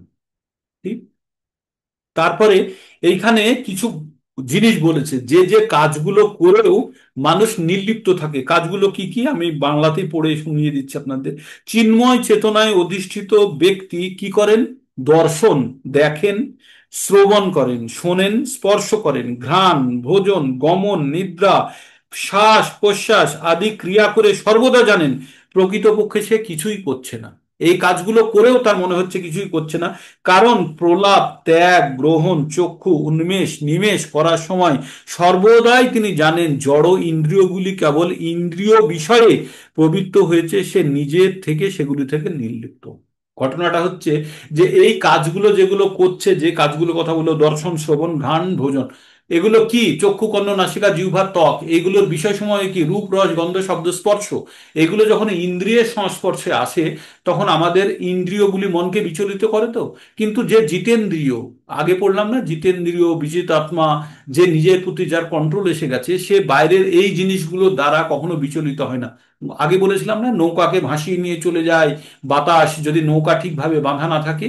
তো তেমনি ইন্দ্রিয় বিষয়সমূহ যখন ইন্দ্রিয়ের সংস্পর্শে আসে তখন মনকে হরণ করে নিয়ে চলে যায়। কিন্তু যারা জিতেন্দ্রিয়, যারা ইন্দ্রকে জয় করে ফেলেছে, যারা নিজের মনের উপরে কন্ট্রোল পেয়ে গেছে, তারা কোনো অবস্থাতে এইগুলো দ্বারা বিচলিত হয় না, তারা নিজে এগুলো থেকে নির্লিপ্ত থাকে, কোনো ধরনের কোনোভাবে লিপ্ত থাকে না, কোনোভাবে জড়িত থাকে না, সেটাই বলবো। তারপরে এবার এই রকম ব্যক্তিদের কোয়ালিটি, এরা কি করে তাই বলছে, শুনুন। ব্রহ্মণ্যধায় কর্মাণি, ব্রহ্মণ্যধায় কর্মাণি সঙ্গম তত্ত্ব করতি যা লিপ্যতে না তো পাপে না পদ্ম পদ্ম পত্রম ইমাম বসা।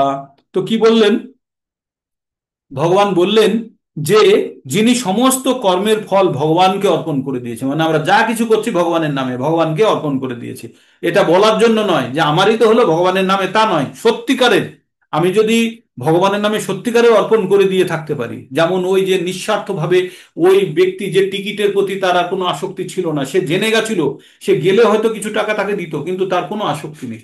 এইভাবে যদি আমরা যদি কোনো কাজ ভগবানের উদ্দেশ্য করে ফেলতে পারি, যেখানে আমাদের কোনো রকম কিছু পাওয়ার আশা নেই, সেই অবস্থায় যদি আমরা করতে পারি, সেটাকেই বলছে নিষ্কাম কর্মযোগ। আর এইরকম কাজ করে যদি কাজের মধ্যে যদি ত্রুটিও থাকে, তার থেকে তাকে পাপ স্পর্শ করতে পারে না। যেমনটা পদ্ম পাতা জলের মধ্যে থাকলেও জল তার গায়ের উপর দিয়ে যাচ্ছে আসছে কিন্তু জলে সে ভেজে না, তেমনি মনুষ্য যদি নিষ্কাম কর্মযোগে যুক্ত থাকে, সেই কর্মের মধ্যে যদি সামান্য ত্রুটিও থাকে, সেই ত্রুটির কারণে যদি কোনো পাপ হওয়ার সম্ভাবনা থাকে, সেটি তার জন্য তাকে ছুতে পারে না তাকে, কারণ সে নিষ্কাম কর্মযোগে যুক্ত হয়ে আছে।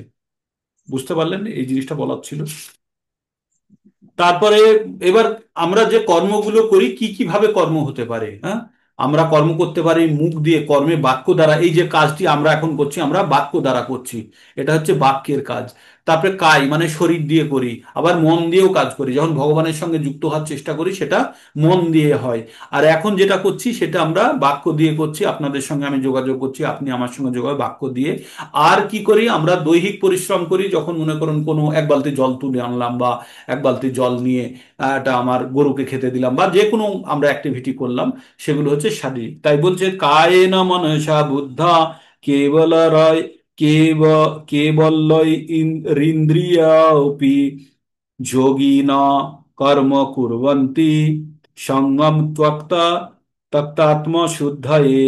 কি বললেন? কায়েন মনসা বুদ্ধা কেবল্যই ইন্দ্রিয়া অপি যোগিনা যোগিনা কর্ম কুর্বন্তি সঙ্গ সঙ্গম ত্বক্তা আত্মশুদ্ধয়ে। আত্মশুদ্ধির জন্যই কেবল যোগীরা কর্মফলের আসক্তি ত্যাগ করে।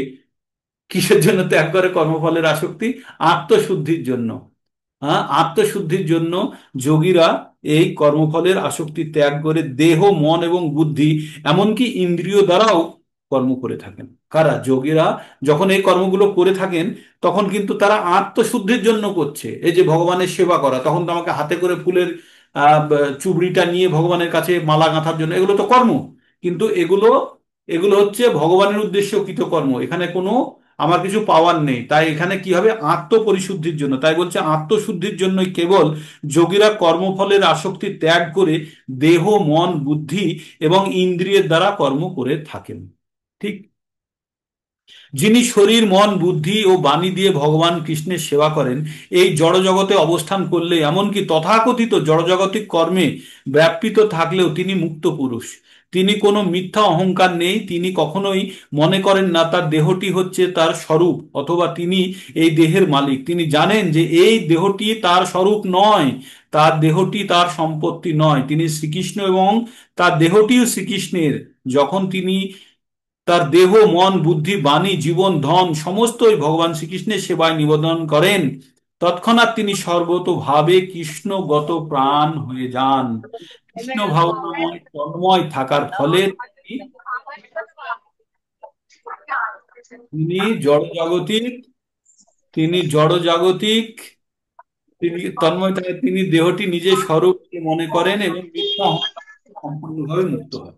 এটি কৃষ্ণ ভাবনাময়ের পূর্ণ বিকশিত অবস্থা। যখন কেউ একজন কৃষ্ণ ভাবনাময় অবস্থায় পূর্ণ বিকশিত হয়ে যাবে, তখন তিনি জানবেন সবকিছুই, যত কিছুই আমি করছি, সমস্ত কিছুই ভগবানের দ্বারা, ভগবানই আমাকে দিয়ে করাচ্ছে, আর এগুলো ভগবানেরই কাজ। মানে এইভাবে সম্পূর্ণভাবে যারা ভগবানের উপরে নির্ভরশীল হয়ে আহ কাজ করবে, তখন তারা কিন্তু কোনো পাপের মধ্যেও জড়িত হবে না, আর তাদের কোনো ইন্দ্রিয় তৃপ্তির ইচ্ছাও জন্মাবে না। কারণ তারা কি করবে?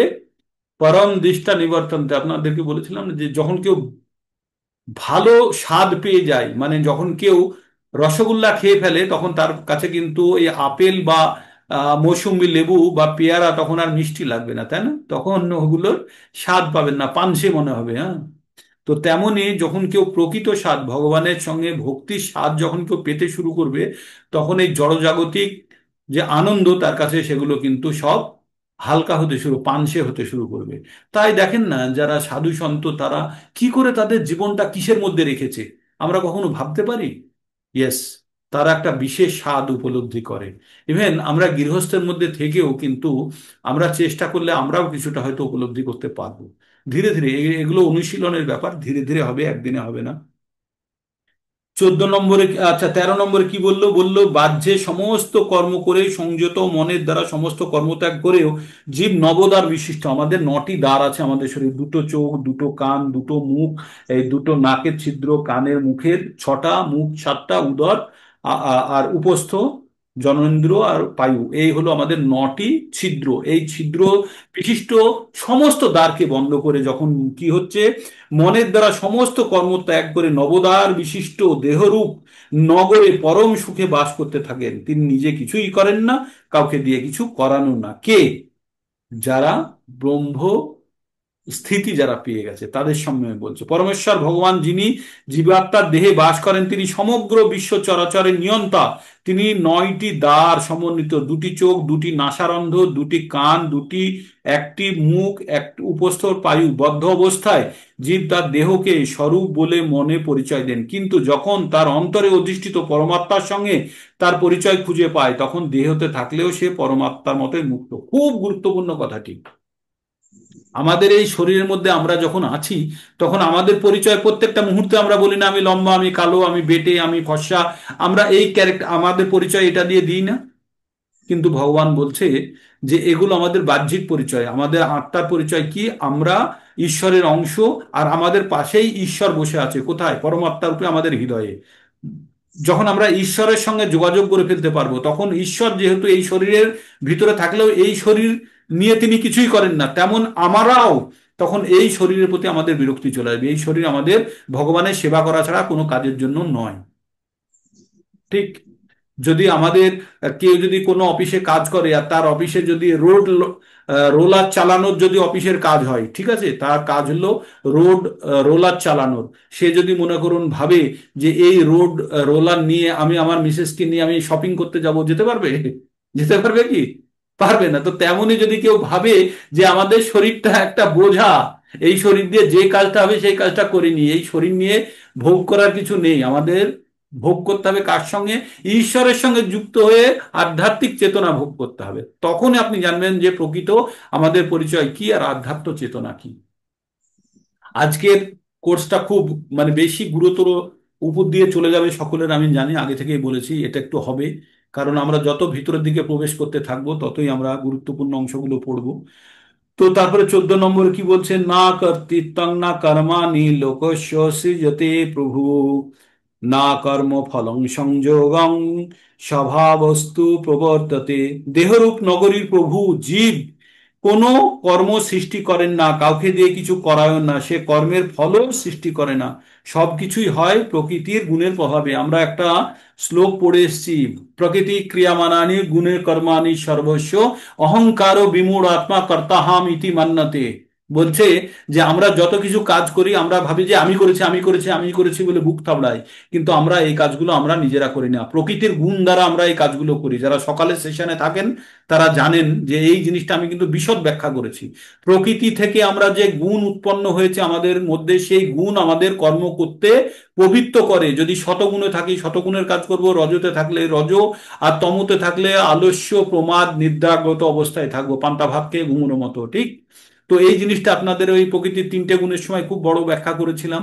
তো এই জিনিসটাই বলছে যে আমরা জড় প্রকৃতির গুণ দ্বারা কাজ করি। এবার জড় প্রকৃতির গুণ কোথায় থেকে আসলো? আমাকে দিয়ে কাজ করাচ্ছে কে? জড় প্রকৃতি কি করেছে? আমার মধ্যে গুণের সঞ্চার করে দিয়েছে। কিভাবে? যখন আমি জড় পদার্থ জাত মানে জড় প্রকৃতি জাত দ্রব্যসমূহ গ্রহণ করেছি, তখন আমার মধ্যে গুণের সঞ্চার হয়েছে। কি কি গুণ?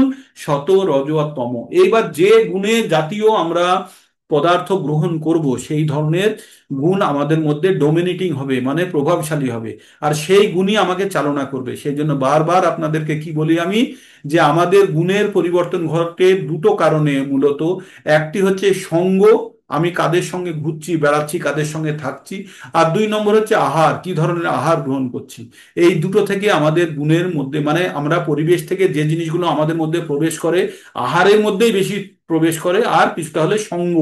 এই সঙ্গ আর আহারের উপরে নির্ভর করছে আমাদের মধ্যে কোন গুণের প্রভাব বেশি হবে। আর যে গুণের প্রভাব বেশি হবে, সেই গুণ আমাদের কি করবে? আমাদেরকে চালনা করবে। সেই কুকুরটি আমাদেরকে চালনা করবে। তাহলে আমাদেরকে কি ধরনের গুণ আমার মধ্যে হচ্ছে, সেটা সম্পূর্ণভাবে নির্ভর করছে আমার ইচ্ছার উপরে। তো তাই বলছে ভগবান জীবের পাপ পুণ্য কিছুই গ্রহণ করেন না। অজ্ঞানের দ্বারা প্রকৃত জ্ঞান আবৃত হওয়ার ফলে, কার দ্বারা? আমাদের জ্ঞান কি দিয়ে ঢাকা আছে? অজ্ঞান দ্বারা দেহধারী জীবসমূহ মোহচ্ছন্ন হয়ে পড়ে। যখন আমাদের উপরে একটা ইন্দ্রিয় তৃপ্তির আকাঙ্ক্ষা, অজ্ঞানতার চাদর আমাদের উপরে পড়ে আছে, তেমনি জ্ঞান ঢাকা যেমন পড়ে যায়। যেমন কামরূপী ধোঁয়া আগুনকে ঢেকে রাখে, আমরা 3 নম্বরে পড়লাম না, যে ধোঁয়া যেমন আগুনকে ঢেকে রাখে, তেমনি যেমন আহ ধুলো যেমন আয়নাকে ঢেকে রাখে, গর্ভ যেমন সন্তানকে ঢেকে রাখে, তেমনি কাম বাসনা আমাদের প্রকৃত জ্ঞানকে ঢেকে রাখে। আর এই যে এখানে বলছে অজ্ঞানতা, অজ্ঞানতা সৃষ্টি হয়, আমাদের কাম বাসনা সৃষ্টি হওয়ার কারণ হচ্ছে অজ্ঞানতা। তাই বলছে এবার প্রকৃত যাদের কাছে অজ্ঞানতা আমাদের জ্ঞানকে ঢেকে রেখেছে, তাই আমাদের কি করণীয় আর কি করণীয় নয় আমরা জানতে পারি না। তাই আমরা যখন ওই তদ্বিদ্ধি প্রণিপাতেন পরিপ্রশ্নেন সেবায়া উপদেশ খান্তিতে জ্ঞানং জ্ঞানাম তত্ত্বদর্শনম, এই যে তত্ত্বদর্শী গুরুর কাছে আমরা যাই, আমরা আগের চ্যাপ্টারে বললাম না, 34 নম্বর শ্লোকে বললাম, গুরুর কাছে গিয়ে কি জ্ঞানটি নিই, গুরু সেবা করে যে আধ্যাত্মিক জ্ঞান নিই, যে আমাদের মধ্যে যে অজ্ঞান আছে, সেই অজ্ঞানের কারণে যে আমরা যে কাজগুলো করছি সেই কাজগুলো থেকে কিভাবে আমরা মুক্ত হয়ে আমরা প্রকৃত আমাদের জীবনের উদ্দেশ্য সাধন করতে পারবো, সেই জ্ঞানের জন্য গুরুর আশ্রয় নিতে হয়, সদ্গুরুর আশ্রয় নিতে হয়। তো সেই কথাই এখানে আবার বলছে যে আমাদের যেহেতু প্রকৃত জ্ঞান নেই, আমাদের প্রকৃত জ্ঞান আছে কিন্তু সেটা আবৃত আছে অজ্ঞানতার চাদর দ্বারা। তো এই অজ্ঞানতার চাদর দ্বারা যখন আমাদের জ্ঞান আবৃত থাকবে, তখন কিন্তু আমরা ওই জড় জগৎকে বা আমাদের শরীরকে আমাদের প্রকৃত স্বরূপ হিসাবে জানবো। আর প্রকৃত স্বরূপ যতক্ষণ না জানতে পারবো, ততক্ষণ পর্যন্ত আমাদের এই জন্ম মৃত্যুর আবর্ত বা কোনো ধরনের আধ্যাত্মিক অগ্রগতি হবে না। তারপরে তারপরে ভগবান কি বলছেন এখানে, সুখ ও দুঃখের উপর জীব সর্বতোভাবে নির্ভরশীল। বায়ু যেমন মেঘকে চালিত করে, তেমনি ভগবানের ইচ্ছার ফলে জীব স্বর্গে অথবা নরকে গমন করে। তাই দেহধারী জীবকে অনন্ত কাল ধরে কৃষ্ণ বিমুখ হয়ে থাকার বাসনা করার ফলে মোহাচ্ছন্ন হয়ে থাকে, এবং ফলস্বরূপ চিন্ময়ানন্দ হলেও তার সত্তা ক্ষুদ্র হওয়ার ফলে ভগবানের দাসত্ব রূপ এবং প্রকৃত স্বরূপ বিস্মৃত হয়। এইভাবে অবিদ্যার দ্বারা আবদ্ধ হয়ে পড়ে, আর অজ্ঞানের দ্বারা আচ্ছন্ন হয়ে সে শুধু ভাবে বা ভববন্ধনের জন্য ভগবানই দায়ী, ভগবানকেই দোষ দিয়ে দেয়, ভগবান আমাকে কষ্ট দিচ্ছ, দুঃখ দিচ্ছ, কিন্তু এই কষ্টের মূল কারণ কি, আমাদের অজ্ঞানতা। এই জীবনেও যদি আমরা জ্ঞান অর্জন না করতে পারি, পরের জীবনেও এই রকম ভাবে কোনো ভগবত কথা শোনার চেষ্টা করব, করে কতক্ষণ শুনবো, কিছুক্ষণ শুনবো না, আর তাতে যতখানি ঢুকলো তার জন্য যেটুকু স্বীকৃতি পাবো সেটা নিয়ে পরবর্তী জীবনে আবার শুনবো। আর যদি এই জীবনে শুনে ঠিক মতো কাজে লাগাতে পারি, তা হয়তো ভগবানের কৃপাতে আমরা হয়তো জন্ম মৃত্যুর আবদ্ধ থেকে বেরোতে পারবো। তারপরে বলছে জ্ঞানেন জ্ঞানেন তু তদ জ্ঞানং যেষাং নাশিত আত্মনঃ তেষাম আদিত্য ভজ জ্ঞানং প্রকাশয়ন্তি তৎপরম। বলছে সূর্য যেমন উদয় হয়, সূর্য উদয় হলে সমস্ত অন্ধকার যেমন তৈরি হয়ে যায়, জ্ঞানের প্রকাশ হলে আমাদের অজ্ঞানতা সেইভাবে দূর হয়ে যায়। তাই সেজন্য আমাদের জ্ঞানের প্রকাশের খুব প্রয়োজন, সেজন্য আমাদের প্রকৃত জ্ঞান অর্জন করতে হবে। তারপরে কি বলছে, তদ্বুদ্ধায় তদা আত্মানং তিষ্ঠ তৎপরায়ণা গচ্ছন্ত পুনরাবৃত্তিম জ্ঞানিনধৃত জ্ঞানিনিধৃত কলমশা। যার বুদ্ধি ভগবানে স্থির হয়েছে, মন ভগবানের চিন্তায় একাগ্র হয়েছে, নিষ্ঠ ভগবানের দৃঢ় হয়েছে, নিষ্ঠা ভগবানের দৃঢ় হয়েছে, তিনি ভগবানের একমাত্র আশ্রয়স্থল গ্রহণ করেছেন, এবং সমস্ত কলুষ জ্ঞানের দ্বারা সম্পূর্ণরূপে বিধৌত মানে ধুয়ে গেছে, এইভাবে তিনি মুক্তি মার্গে গমন করেন। মানে যদি এই শ্লোকটার এই অর্থটাই এই চ্যাপ্টারের মূল কথা কি, যার বুদ্ধি ভগবানে স্থির হয়েছে, মন ভগবানের চিন্তায় একাগ্র হয়েছে, নিষ্ঠা ভগবানের দৃঢ় হয়েছে, নিষ্ঠা ভগবানের প্রতি নিষ্ঠা ভগবানের দৃঢ় হয়েছে, যিনি ভগবানকে তার একমাত্র আশ্রয়স্থল গ্রহণ করেছেন, তার সমস্ত কলুষ মানে যা পাপ আছে জ্ঞানের দ্বারা সম্পূর্ণরূপে ধুয়ে গেল, এবং তিনি এইভাবেই মুক্তি মার্গে প্রবেশ করবেন। আবার পড়ছি এটা, আপনারা শুনুন, হ্যাঁ? যার বুদ্ধি ভগবানের স্থির হয়েছে, ভগবানের মন ভগবান চিন্তায় একাগ্র হয়েছে, নিষ্ঠা ভগবানের দৃঢ় হয়েছে, যিনি ভগবানকে তার একমাত্র আশ্রয় রূপে গ্রহণ করেছেন, যার সমস্ত কলুষ জ্ঞানের দ্বারা সম্পূর্ণরূপে বিধৌত হয়েছে, এবং এইভাবেই তিনি মুক্তি মার্গে প্রবেশ করেছেন। ভগবান শ্রীকৃষ্ণই পরম তত্ত্ব, সম্পূর্ণ ভগবত গীতা কৃষ্ণের ভগবত কথার ভগবত বত্তাই কথাই ঘোষণা করে। সমস্ত বৈদিক শাস্ত্রে সেই একই কথা বলা হয়েছে, পরতত্ত্বের অর্থাৎ পরম বাস্তব, যাকে তত্ত্ববিদেরা ব্রহ্ম পরমাত্মা ভগবান স্বরূপ জানেন। ভগবান পরতত্ত্বের শেষ কথা, তার ঊর্ধ্বে আর কিছু নেই। ভগবান বলছেন, মত্ত পরতরম নান্নাৎ কিঞ্চিত অস্তি ধনঞ্জয় ময়ি সর্বমিদং প্রত্যং সূত্রে মনাগণীয়। হে অর্জুন, আমার থেকে শ্রেষ্ঠ আর পৃথিবীতে কেউ নেই। নির্বিশেষ ব্রহ্ম সম্বন্ধেও শ্রীকৃষ্ণ বলেছেন, ব্রহ্মা হি প্রতিষ্ঠায়াম, আমি নির্বিশেষ ব্রহ্মের আশ্রয়। অর্থাৎ শ্রীকৃষ্ণই সর্বতোভাবে পরাৎ পরাৎ পর তত্ত্ব, পরাৎপর তত্ত্ব, সর্বতোভাবে পরাৎপর তত্ত্ব, যার মন বুদ্ধি নিষ্ঠা আশ্রয় ভগবান শ্রীকৃষ্ণের নিত্য কেন্দ্রভূত, অর্থাৎ যিনি সম্পূর্ণরূপে ভগবান কৃষ্ণের শরণাগত, নিঃসন্দেহে সমস্ত পাপ থেকে তিনি মুক্ত হয়ে পূর্ণ জ্ঞানে পরম সত্যকে উপলব্ধি করেন। কৃষ্ণ ভক্ত সম্পূর্ণরূপে ভগবান কৃষ্ণের অচিন্ত ভেদাভেদ তত্ত্ব উপলব্ধি করতে পারেন। এই দিব্য জ্ঞান প্রাপ্ত হয়ে তিনি অবিচলিত ভাবে মুক্তির পথে এগিয়ে চলেন। কিছু কিছু উপর দিয়ে চলে যাবে, বেশিরভাগই চলে যাবে। শ্রবণ করুন। ভগবানের কথা শ্রবণ করতে করতে যদি আমাদের কখনো ভগবান আসক্তি বাড়ে, তারপরে আমরা দেখব। তো সব জিনিসই এখন মাথার মধ্যে ঢুকবে না, যতগুলো ঢুকছে ততগুলো ঢুকিয়ে নিন। যেগুলো ঢুকছে না সেগুলোর জন্য জায়গা পরে তৈরি করবেন। তারপরে খুব একটি গুরুত্বপূর্ণ শ্লোক, যে মাতাজি কালকে বলছিলেন, আমি মাঝে মাঝে বলছি ইম্পর্টেন্ট, সেগুলো নোট করবেন। এই 18 নম্বর শ্লোকটি অত্যন্ত গুরুত্বপূর্ণ। 18 নম্বর শ্লোকটি আপনারাও মুখস্থ করবেন। শ্লোকটি বলছে, এখান থেকে আমাদের একটা মানসিকতা, কিভাবে আমরা ব্যবহারিক জীবনে কাউকে ভগবদ গীতার জ্ঞান আমরা দিতে পারবো, সেই এই শ্লোকটা থেকে আমরা জানতে পারবো। কি বলছেন ভগবান? বিদ্যা বিনয়ে সম্পন্নে ব্রাহ্মণে গবী হস্তিনী শুনি চৈব সপাকে চ পণ্ডিতাঃ সহদর্শিনাম। আবার পড়ছি, বিদ্যা বিনয়ে সম্পন্নে ব্রাহ্মণে গবী হস্তিনী শুনি চৈব সপাকে চ পণ্ডিতাঃ সহদর্শিনাঃ। কি বললেন? বলছে জ্ঞানবান পণ্ডিত, বিদ্যা বিনয়ে সম্পন্নে ব্রাহ্মণ, মানে ও সব থেকে উচ্চ কোটির ব্রাহ্মণ, নিম্ন কোটির চণ্ডাল, গরু, কুকুর, হাতি, সবাইকে সমান দেখছেন কে? পণ্ডিত। তাহলে পণ্ডিতকে, যে উচ্চ কোটির সর্বোচ্চ কোটির সর্বোচ্চ শ্রেণীর ব্রাহ্মণ, নিম্ন কোটির চণ্ডাল, গরু, হাতি, কুকুর, সবাইকে একই রকম দেখছে। এগুলোর মধ্যে কোনো মিল পাচ্ছেন আপনি? না হয় ব্রাহ্মণ আর চণ্ডাল তো মানুষ হলো, কুকুর গরু হাতি এরা, এরা তো পশু। তাহলে এদের সঙ্গে এদেরকে মিল কিভাবে করছেন? তো পণ্ডিত কিন্তু সকলকেই একই দেখছে। কি দেখছে? সকলকে দেখছে আত্মা স্বরূপ। একটা পলিথিনের প্যাকেটে 1 কেজি সোনা আছে, একটি কাগজে মোড়ানো 1 কেজি সোনা আছে, একটা পিট্টু ব্যাগে 1 কেজি সোনা আছে, আর একটি সুটকেসের মধ্যে 1 কেজি সোনা আছে। কোন সোনার দাম বেশি? সবই একই কোয়ালিটির, কোন সোনার দাম বেশি?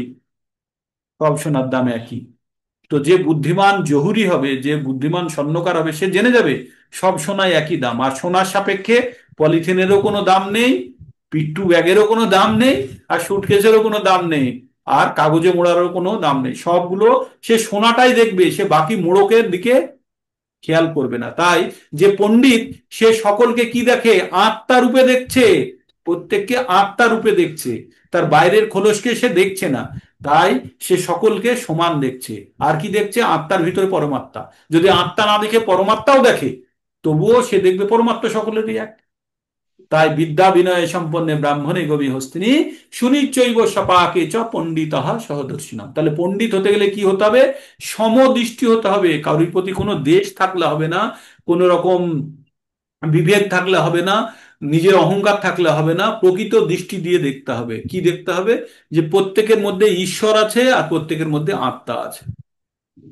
ঠিক তো এটাই হচ্ছে এই শ্লোকের মাহাত্ম্য। তো তারপরে কি বলছে? ই হইব তে ই হইব তৈ জিত্ত স্বর্গ যে সাং সাম্যে স্থিত মনঃ নির্দোষী হি সমং ব্রহ্ম তস্মাৎ ব্রহ্মণি তে স্থিতাঃ। কি বললেন? যাদের মন সাম্যে স্থিত, এই যে পণ্ডিত, পণ্ডিতের মন সাম্যে স্থিত হয়েছে, তারা ইহলোকে জন্ম মৃত্যুর সংসার জয় করেছেন। তারা ব্রহ্মের মতো নির্দোষ, তারা ব্রহ্মেই অবস্থিত। একটা মানুষ যে প্রত্যেকের মধ্যে ঈশ্বরকে দেখছেন, তার কাছে আর কি চাই? তার এই জড়জাগতিক কোনো জিনিস তাকে বন্ধনে আটকাতে পারবে? পারবে না। তো তাই বলছে তার মন সাম্যে স্থিত, তার ইহলোকে জন্ম মৃত্যুর সংসারে এখানেই সে জয় করে ফেলেছে, আর সে ব্রহ্মের মতো তারা ব্রহ্মেই অবস্থিত। তাহলে ব্যাখ্যা করতে গেলে তো একটা ক্লাস যথেষ্ট নেই। এই 8টা বেজেই যাচ্ছে, 8টা বেজে গেল, আজকে সময় আছে আমার কাছে, সেই জন্য হয়তো আপনাদের একটু আধ ঘন্টা বেশি সময় নেব, কাছাকাছি এসে গেছি। তারপরে ভগবান কি বললেন, কুড়িতে কি বললেন, না হিস্য না প্রহিষ্যেত প্রিয়ং প্রাপ্য না দ্বিজতে না দ্বিজতে প্রাপ্য চ প্রিয়াম স্থির বুদ্ধির অসংসম্মূঢ় স্থির বুদ্ধি সম্মূঢ় ব্রহ্মবিদ ব্রহ্মনিষ্ঠিত। বলছে যে ব্যক্তি প্রিয় বস্তুর প্রাপ্তিতে, আপনার যেটা খুব প্রিয় আইফোন পেলেও আপনি হর্ষিত হবেন না, বা একটা আইফোন পাওয়ার কথা ছিল হাতের কাছে আসলো, এসে না দিয়ে নিয়ে চলে গেল, তার জন্য আপনি কষ্ট পাবেন না। তাই কি বলছে, যে ব্যক্তি বস্তু প্রিয় বস্তুর প্রাপ্তিতে উৎফুল্ল হন না, আবার অপ্রিয় বস্তুর প্রাপ্তিতেও বিচলন, মানে আপনি চান না যে আপনার পিঠে 3 ঘা পড়ুক, পড়ে গেছে, তবুও আপনি কষ্ট পান না। মানে প্রিয় বস্তু পেলেও আপনার আনন্দ নেই, অপ্রিয় বস্তু পেলেও আপনার কোনো আনন্দিত নেই বা বিচলিত হন না। যিনি স্থির বুদ্ধি সম্পন্ন, যিনি মোহশূন্য, যিনি ভগবত তত্ত্ববেত্তা, এইটি খুব গুরুত্বপূর্ণ কথা, আন্ডারলাইন করে নিন, ভগবান তত্ত্ববেত্তা মানে ভগবানের তত্ত্ব যিনি জেনে গেছেন, বেত্তা মানে হচ্ছে জানা, আর তত্ত্ব মানে হচ্ছে বিষ্ণু তত্ত্ব, ভগবানের তত্ত্ব যে জেনে গেছে। তাই ভগবান 4 নম্বরের 9 নম্বর শ্লোকে আমরা কি পড়লাম, জন্ম কর্ম চ মে দিব্যম এবং যো ব্যক্তি তত্ত্বতঃ তক্তা দেহং পুনর্জন্ম নৈতি মামেতি স অর্জুন। হে অর্জুন, যে আমার জন্ম কর্ম দিব্য এটা যে জেনে গেছে, এই তত্ত্ব যে জেনে গেছে, তাকে মৃত্যুর পরে আর জন্মগ্রহণ করতে হয় না। তাই এখানে বলেছে স্থির বুদ্ধি সম্পন্ন মোহশূন্য ভগবান তত্ত্ববেত্তা তিনি ব্রহ্মে অবস্থিত। আমাদের যারা গুরু মহারাজরা, বেশিরভাগই মানে বেশিরভাগ গুরু মহারাজই, 99% গুরু মহারাজই তারা তত্ত্ববেত্তা। তারা এই জড়জাগতিক তাদের আনন্দের সুখে কোনো কিছুতে তাদের সুখ নেই। তারা তারা বুঝে গেছে পৃথিবীর আসল উদ্দেশ্য কি, আমাদের এখানে জেলখানার মধ্যে ঢুকিয়ে রেখে সকাল সন্ধ্যে রুটি দিচ্ছে, খাবার দিচ্ছে, আর আমরা আনন্দে আছি, খুব আনন্দে আছি। যখন মারটা দেয় তখন আমরা শুধু ভগবানকে দোষ দিই, তাই না? যখন আমাদের কোনো কষ্ট হয়, বিপদ আসে, তখন আমরা ভগবানকে দিই, ভগবান কেন আমাকে এই বিপদ দিলে। আমাদের জানতে হবে যে যখন আমরা স্থির অবস্থায় আছি, যে আমরা ঠিক অবস্থায় আছি, তখন আমাদের পর্যালোচনা করে, দুঃখের সময় তো আমাদের, তখন তো আমরা শুধু দুঃখ থেকে অব্যাহতির চেষ্টা করব। যখন আমাদের শরীর ঠিক থাকবে তখন আমাদের এক্সারসাইজ করতে হবে যেন অসুস্থ না হই, কিন্তু অসুস্থ হয়ে গেলে আর এক্সারসাইজ কাজে লাগবে না। তার মানে আমরা দুঃখের মধ্যে যখন চলে যাব, তখন কিন্তু আর এইসব ভাবনা চিন্তা আমাদের মনের মধ্যে আসবে না, আনতে পারবো না, তাই না? তো স্থিত অবস্থায় যখন থাকবো তখনই কিন্তু আমাদের এই ভাবনা চিন্তাগুলো করতে হবে। তারপরে কি বলছে ভগবান, এখানে বলছেন যে ব্রহ্মবিদ পুরুষ কখনো জড়জাগতিক ইন্দ্রিয় সুখের প্রতি আকৃষ্ট হন না। যারা ব্রহ্মবিদ, যারা ব্রহ্মস্থিতিতে পৌঁছে গেছে, যারা মনকে স্থির করে ফেলেছে, তারা ভৌতিক কোনো জড়জাগতিক কর্মকাণ্ডে তাদের কোনো ইন্দ্রিয় সুখের প্রতি আকৃষ্ট হন না, তারা চিৎগত সুখ লাভ করেন, এইভাবে ব্রহ্মে যুক্ত হয়ে তারা অক্ষয় সুখ ভোগ করেন। আসলে ঈশ্বরের সঙ্গে যুক্ত হওয়ার ফলে যে আনন্দ উপলব্ধি, যে সাইকেল চালাতে জানে সেই শুধু জানে ব্যালেন্স কিভাবে রাখতে হবে, তাই না? কিন্তু যে বই পড়ে বলেছে হ্যান্ডেল ধরে প্যাডেল করলে সাইকেল চলে, তার শুধু কল্পনার মধ্যে থাকবে। কিন্তু যারা উপলব্ধি করেছে, তারাই শুধু এটা বলতে পারবে যে ভগবানের সঙ্গে যুক্ত হওয়ার কি আনন্দ। হয়তো আমরা তো এখনো পারিনি, সেই জন্য আমরা ওই কল্পনার চোখ দিয়েই দেখি, বা চেষ্টা করি হয়তো কখনো কখনো মিথ্যে উপলব্ধিকে আমাদের উপলব্ধি ভাবার। তো জানি না আমরা আদৌ উপলব্ধি করতে পারছি কিনা, কিন্তু এর মধ্যে যে কিছু একটা আনন্দ আছে সেটা হয়তো আপনারা কেউ কেউ উপলব্ধি করতে পারছেন, যে ভগবত ভক্তির মধ্যে যে আনন্দ, এটা কষ্টের জায়গা নয়, এটা একটা আনন্দের জায়গা। আর সেই জন্যই আপনারা দিন রাত্রি সময় নষ্ট করে আপনারা 1 ঘন্টা 1.5 ঘন্টা লেকচার শুনছেন আমার মতো মূর্খের, হ্যাঁ? তো এর মধ্যে আরো অনেক বিশ্লেষণের জায়গা আছে, সময়ের পাবন্দির কারণে হয়তো বেশি বিশ্লেষণ করতে পারছি না।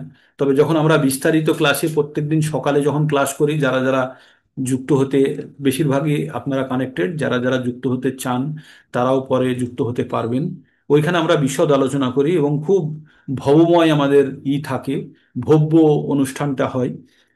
জৈহি সংস্পর্শো যা ভোগা দুঃখ জনয় এবতে আদ্য অন্তবন্ত কন্তেয় নাতেষু রমতে বুধা। খুব গুরুত্বপূর্ণ শ্লোক। কি বলছে, যারা বিবেকবান পুরুষ, যারা জৈহি সংস্পর্শ যা ভোগা দুঃখ জনয় এবতে আদি অন্তবন্ত, মানে যার আদি অন্ত আছে, তার মানে কি, যার শুরু আর শেষ আছে, তার মানে সে অস্থায়ী।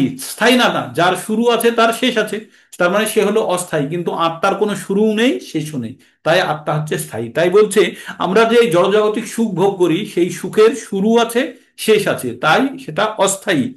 তাই আমাদের ইন্দ্রিয়জাত আমরা যে সমস্ত ভোগ করি সেগুলো খুব ক্ষণিকের। আর এই ক্ষণিকের সুখ ভোগে বুদ্ধিমান ব্যক্তিরা যুক্ত হয় না, তারা চিরন্তর সুখের জন্য তারা নিজের নিজের মধ্যে আত্মতৃপ্ত লাভ করে। হ্যালো, হরে কৃষ্ণ।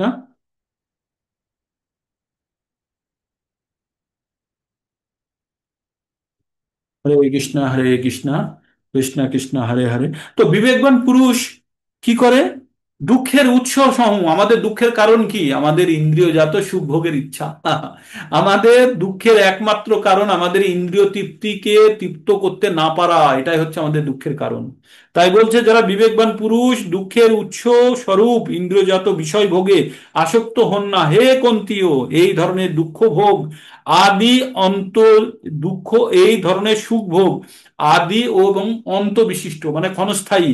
তাই জ্ঞানী ব্যক্তিরা তাতে প্রীতি লাভ করেন না। জ্ঞানী ব্যক্তিরা এইরকম জড়জাগতিক সুখের পিছনে দৌড়য় না, কারণ তারা জানেন যে এটি আদি এবং অন্ত আছে।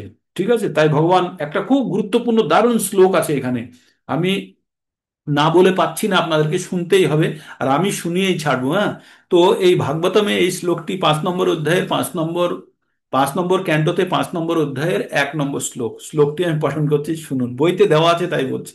নায়ং দেহ দেহ ভাজং নির্লোকে কষ্টান কামান অর্হতি বিড়ভুজাং যে তপো দিব্যম পুত্রিকা येन সত্যম শুদ্ধত যস্মাৎ ব্রহ্ম সুখম অনন্তম। নায়ং দেহো দেহভোজং নির্লোকে কষ্টান কামানর্হতি বিভুজাং যে তপো দিব্যং পুত্রে কায়েন সত্যং শুদ্ধেত যস্মাৎ ব্রহ্ম সুখম অনন্তম। জানেন এই শ্লোকটা কি? এই শ্লোকটি রাজা ঋষভদেব তার পুত্র ভরত মহারাজকে বলছে। ভরত মানে যার নাম অনুসারে আমাদের দেশের নাম ভারত। তো ভরত মহারাজকে বলছে, ভরত হচ্ছে তার সব থেকে জ্যেষ্ঠ পুত্র, তাকে বলছে, হে পুত্রগণ, এই মানুষ দেহ প্রাপ্ত করে জড় ইন্দ্র সুখ ভোগের জন্য অক্লান্ত পরিশ্রম করার প্রয়োজন নেই। এই জড় শরীর পেয়ে, মনুষ্য শরীর পেয়ে অক্লান্ত পরিশ্রম করে ইন্দ্র সুখ ভোগ করার জন্য অক্লান্ত পরিশ্রম করার দরকার নেই। এই ধরনের পরিশ্রম কারা করে? বিষ্ঠাহারী মানে গুখেকো শুকুররা এই সুখ ভোগ করে থাকে। বরং এই জীবনে তোমাদের কি করা উচিত? তপচর্যার অনুশীলন করা উচিত, যার প্রভাবে তোমরা শুদ্ধ হবে এবং পবিত্র হবে, যার ফলে অনন্ত চিন্ময় আনন্দ লাভ করবে। মাথার মধ্যে চলে গেল তো? বলছে শুনুন কি বলছে। নায়ং দেহ দেহ ভাজং নির্লোকে কষ্টান কামান অর্হতি বিভুজঙ্গে। বলছে হে পুত্রগণ, এই যে তোমরা মনুষ্য দেহ পেয়েছো, এই শরীরটি কুকুর শুয়োরের মতো গু খেয়ে, কুকুর শুয়োর গু খেয়ে আনন্দ পায় তারা। সেই আনন্দ পাওয়ার মতো আনন্দ পাওয়ার জন্য সকাল বিকেল সারাদিন রাত্রি কষ্ট করো না। আমরা আমাদের ইন্দ্রিয় সুখ ভোগে যে আনন্দ পাই, সেই আনন্দ শূকর এবং কুকুরেরা পায় ড্রেনের নোংরা বিষটা খেয়ে, তারা সেই একই আনন্দ পায়। তাহলে আমাদের আর তাদের মধ্যে কি পার্থক্য? তাহলে তাহলে আমরা কেন পরিশ্রম করবো? তাই বলছে হে পুত্রগণ, তোমরা দিব্য তপচর্যায় যুক্ত হও, আত্মার শুদ্ধিকরণ করো। আর আত্মার যখন শুদ্ধিকরণ হয়ে যাবে, তখন তোমরা দিব্য সুখ ব্রহ্ম সুখ ভোগ করবে। কতদিনের জন্য? অনন্তকালের জন্য। তাই বলছে তপ দিব্যম পুত্রিকা ইয়েন সত্যম শুদ্ধত যস্মাদ ব্রহ্ম সৌখম তনন্তম। তারপরে তুমি অনন্তকাল ধরে ব্রহ্ম সুখ অনুভব করবে। তো এইটা আমি এই জন্যই আপনাদেরকে বললাম আজকে, মানে খুব বেশি ওভারডোজ হয়ে যাচ্ছে হয়তো, তবুও এগুলো যেহেতু এসে যাচ্ছে আমি এগুলো বলেই ছাড়ছি। তারপরে ভগবান কি বলল? তারপরে ভগবান বললেন যে এই দেহ ত্যাগ করার পূর্বে যিনি কাম ক্রোধ থেকে উদ্ভূত বেগ সহ্য করতে সক্ষম হন, তিনি যোগী, তিনি এই জগতে সুখী। মানে মৃত্যুর আগে আমাদের সমস্ত কামনা বাসনাকে আমাদেরকে দূরীভূত করতে হবে। আর কামনা আপনি যদি ভাবেন যে আমি মিটিয়ে তারপরে এই কাম থেকে আমি বিরক্ত হব, হবে না। কাম আগুনের ন্যায়, তাতে ঘি যতই দেবেন ততই ঘি পাওয়ার ইচ্ছা জাগবে। তাই কামনাকে কখনো আপনারা যদি ভাবেন যে কামনাকে তৃপ্ত করে আমি সবকিছু থেকে আমি বিরক্ত হব, হবে না। কামনা অগ্নি ন্যায়, এ যত ঘি দেবেন ততই আগুনের তেজ বেড়ে যাবে।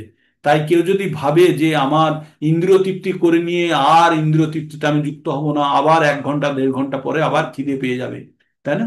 তাই বলছে এখানে, কি বলছে, যে দেহত্যাগ করার পূর্বে, আমরা দেহত্যাগ করার পূর্বে যদি আমরা এই সমস্ত কামনা বাসনা ত্যাগ করতে না পারি, তাহলে কি হবে? মৃত্যুর সময় এগুলো স্মরণে আসবে, আর মৃত্যুর সঙ্গে স্মরণে আসা মানে পুনরায় আমাদের জন্ম মৃত্যুর চক্রে আবদ্ধ করবে, আবার জীবন পেতে হবে। তাই বলছে শক্নোতিব শক্নোতি হইব যশূরং পাপ শরীরং বিমোক্ষণাৎ কাম ক্রোধ উদ্ভবং বেগং সযুক্ত স সুখী নর। বলছে সেই নর, সেই মনুষ্য সুখী, যে মৃত্যুর পূর্বে এই সমস্ত কাম ক্রোধ থেকে উদ্ভূত বেগকে সে সংযত করতে পেরেছে, তিনি যোগী, তিনি এই জগতে সুখী। ঠিক আছে? তাহলে তিনি আত্মাতেই, তারা কি করেন, তারা আত্মাতেই অনুভব করেন, তিনি আত্মাতেই রমণশীল, আত্মাই তাদের লক্ষ্য, তিনি যোগী, তিনি ব্রহ্মে অবস্থিত হয়ে ব্রহ্ম নির্মাণ লাভ করেন। লভন্তে ব্রহ্ম নির্মাণং ঋষয় ক্ষীণ কল্মষা ছিন্নদ্বৈতা যত্মাত্মান সর্বভূতাতহি তে রতা। যত্ন চিত্ত, সংযত চিত্ত, সমস্ত জীবের কল্যাণে রত দ্বিধাশূন্য নিষ্পাপ ঋষিগণ ব্রহ্ম নির্মাণ লাভ করেন। তারপরে বলছে কাম ক্রোধ বিমুক্তানাং যতিনাং যত চেতসাং অভিত ব্রহ্ম নির্মাণাং বর্ততে বিদিত্বা আত্মনাং। কাম ও ক্রোধ শূন্য সংযত চিত্ত আত্মতত্ত্ব সন্ন্যাসীরা সর্বতোভাবে অচিরেই কি লাভ করে? ব্রহ্ম নির্মাণ লাভ করে। কারা? যারা কাম ক্রোধ শূন্য এবং যাদের চিত্ত সংযত, আত্মতত্ত্ব গো, আত্মতত্ত্ব গো মানে নিজের সম্বন্ধে সে জেনে গেছে, সেই সমস্ত সন্ন্যাসীরা সমস্ত ভাবে অচিরেই ব্রহ্ম নির্মাণ লাভ করে, ব্রহ্ম নির্বাণ লাভ করেন। তো বলছেন বদ্ধ জীবেদের সকম কর্মের ফল ভোগ করার বাসনা এত প্রবল থাকে, শুনুন এই কথাগুলো ভালো করে। বদ্ধ জীবের সকাম কর্মের ফল ভোগ করার বাসনা এত প্রবল যে বড় বড় মুনি ঋষিরাও তো বহু তপস্যার ফলেও এই বাসনাকে দমন করতে পারেন না। কিন্তু ভগবত ভক্তি, নিরন্তর ভগবান শ্রীকৃষ্ণের অপ্রাকৃত সেবায় নিযুক্ত হবার ফলে আত্ম উপলব্ধি করে অচিরেই ব্রহ্ম নির্মাণ স্তর লাভ করেন। পূর্ণরূপে আত্মতত্ত্ব লাভ করার ফলে তিনি সর্বদাই সমাধিস্থ থাকেন। এর উপমামূলক একটা উপমা দিয়ে বলেছেন, মাছেরা যেমন দৃষ্টিপাতের দ্বারা সন্তানকে লালন করেন, লালন পালন করেন। কারা? মাছেদের তো হাত পা নেই, তাহলে সন্তানদের কিভাবে? শুধু চোখে দেখে তাদের রক্ষণাবেক্ষণ করে, চোখে দেখে। কচ্ছপ কি করে জানেন? কচ্ছপ, কচ্ছপ ডাঙাতে ডিম পেড়ে গিয়ে জলের মধ্যে বসে তপস্যা করে, আর মনে মনে ভাবে সে বুঝি তার ওই ডিমগুলোকে আগলিয়ে আগলিয়ে বাচ্চা উৎপন্ন করছে, তারপরে ওই ডিম থেকে বাচ্চা উৎপন্ন করে আবার সেই মায়ের কাছে চলে যায়। তো তেমনি বলছে, তেমনি কৃষ্ণ ভবনাময় ভক্ত হয়ে কি করে? কৃষ্ণ ভক্ত ভগবত ধাম সম্বন্ধে অনেক দূরে থাকলেও সর্বক্ষণ ভগবান ধ্যান করার ফলে কৃষ্ণ ভবনাময় তৎপর হয়ে ভগবত ধাম প্রাপ্ত হন। তিনি সমস্ত জড় জগতের দুঃখ কষ্টের প্রতি সম্পূর্ণ নির্বিকার। ভগবত উপলব্ধির এই স্তরকে বলা হয় ব্রহ্ম নির্বাণ, যার অর্থ ভগবান চিন্তায় নিমগ্ন থাকার ফলে প্রাকৃত দুঃখ কষ্টের পূর্ণ নিবৃত্তি। হুম। তো এটা কিভাবে প্রাপ্ত হবে? বলছে মন থেকে বাহ্য ইন্দ্রিয়ের বিষয় প্রত্যাহার, মানে আমাদের বাহ্য ইন্দ্রিয় সম্বন্ধ, আমাদের ইন্দ্রিয়গুলি মনের সঙ্গে যুক্ত, তো তাই মন থেকে ইন্দ্রিয়গুলোকে বিচ্ছিন্ন করা। যখন আমাদের কোনো শরীরের অপারেশন করা হয়, যারা মেডিকেল লাইনে আছেন বা যাদের অপারেশন হয়েছে তাদেরকে ইঞ্জেকশন দিয়ে অবশ করা হয়, তো অবশ করার সময় কি করা হয়?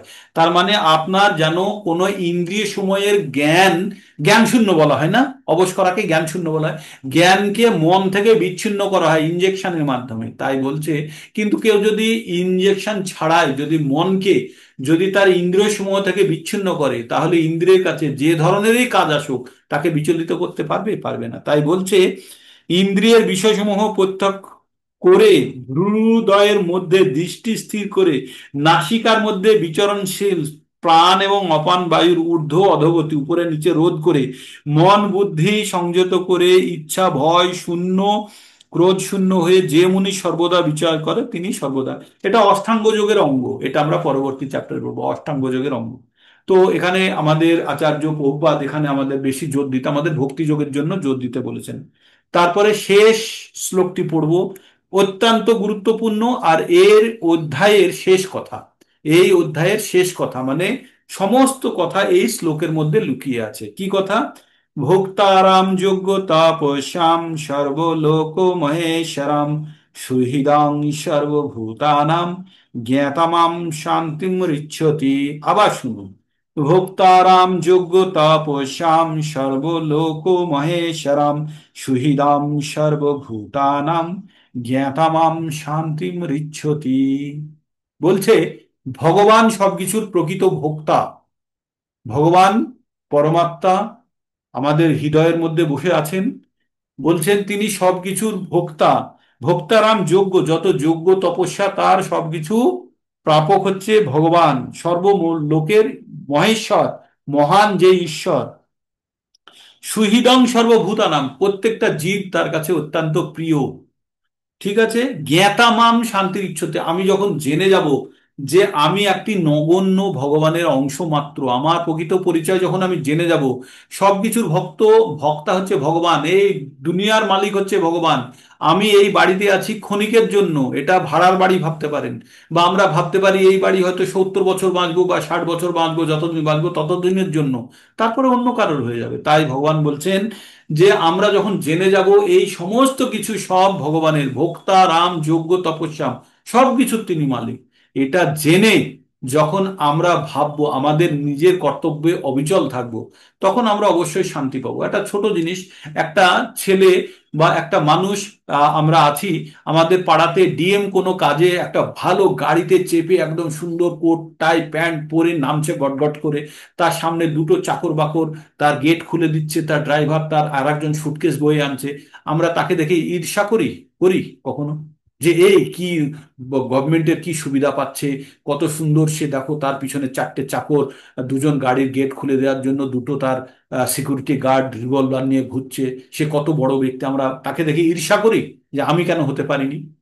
ঈর্ষা করি? করি না। কারণ কি? আমরা জেনে গেছি আমাদের ক্ষমতার বাইরে ওটা, ওর বিশেষ ক্ষমতা আছে তাই সে পেরেছে।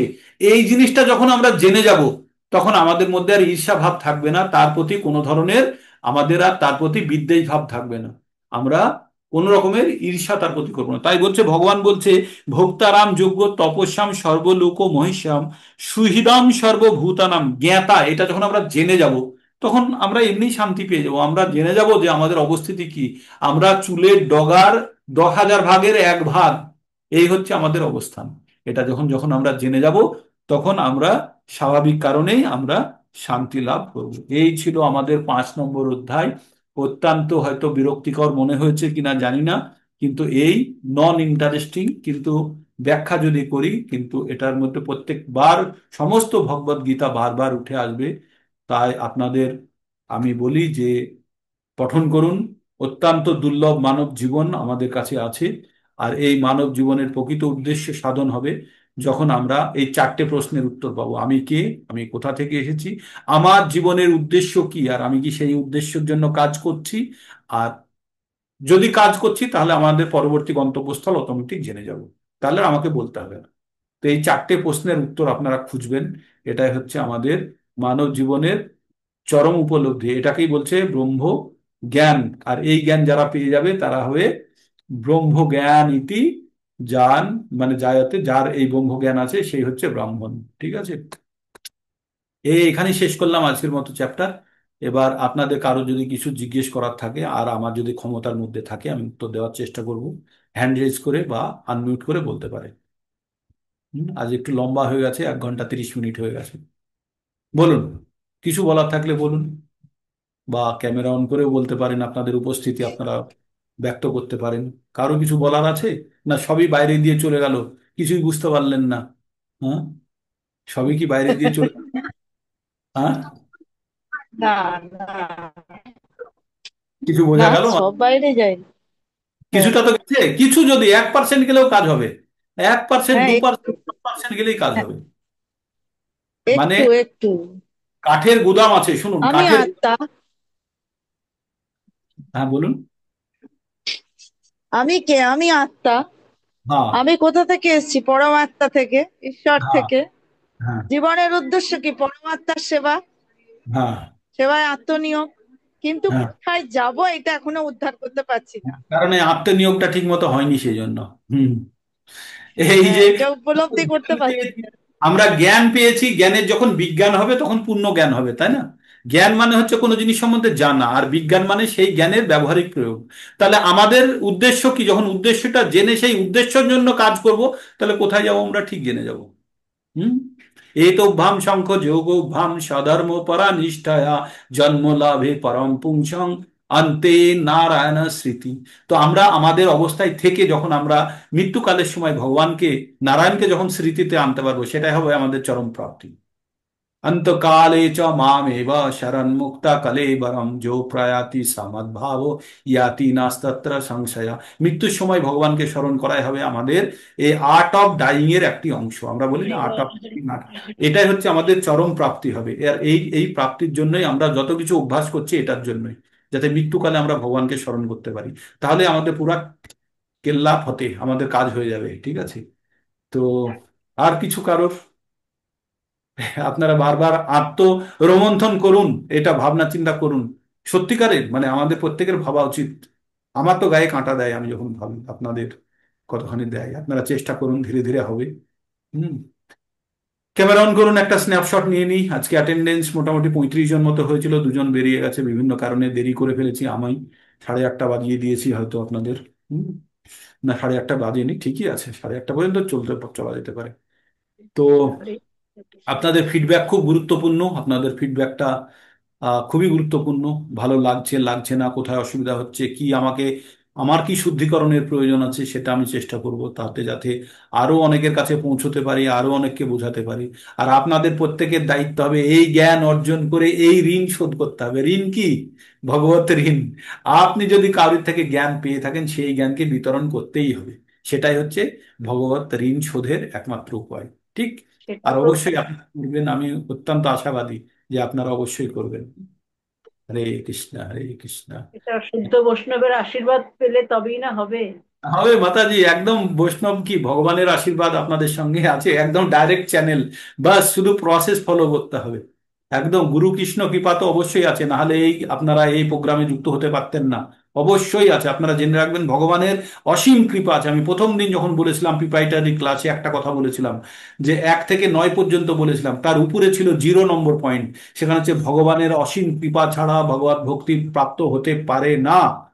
চৈতন্যমৃত এক জায়গায় বলছে, ব্রহ্মাণ্ড ভূমিতে কোনো ভাগ্যবান জীব গুরু কৃষ্ণ প্রসাদে পায় ভক্তিলতা বীজ। এই যে ভক্তিলতা বীজ গুরু আর কৃষ্ণের কৃপায় পাওয়া যায়। আর সেই বীজকে লালন পালন করার দায়িত্ব আমাদের, যেন আমাদের মায়ারূপী ছাগল বা গরুতে না খেয়ে নেয়। সেই জন্য সেটাকে প্রোটেক্ট করতে হয় কি 4টে নিয়ম দ্বারা: আমিষ বর্জন, নেশা বর্জন, লটারি জুয়া বর্জন, অবৈধ সম্পর্ক বর্জন, আর ভগবানের নামে জপ। এই যদি করতে পারি, আমরা নির্দিষ্ট লক্ষ্যে পৌঁছে যাব, কেউ আমাদেরকে আটকাতে পারবে না। ঠিক? এটাই হচ্ছে আমাদের জীবনের চরম প্রাপ্তি। আর এটাই এটাই আমাদের আচার্যরা এই সহজ পদ্ধতি দিয়ে গেছে।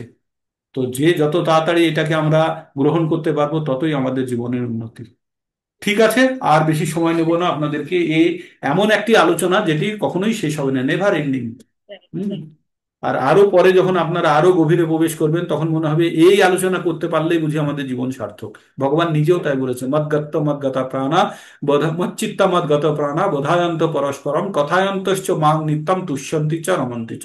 যারা ভগবানের কথা নিয়ে আলোচনা করে নিজের মধ্যে আনন্দ পেতে থাকে, তারা জানবেন যে ভগবত ভক্তির পথে সঠিকভাবে এগোতে শুরু করেছে।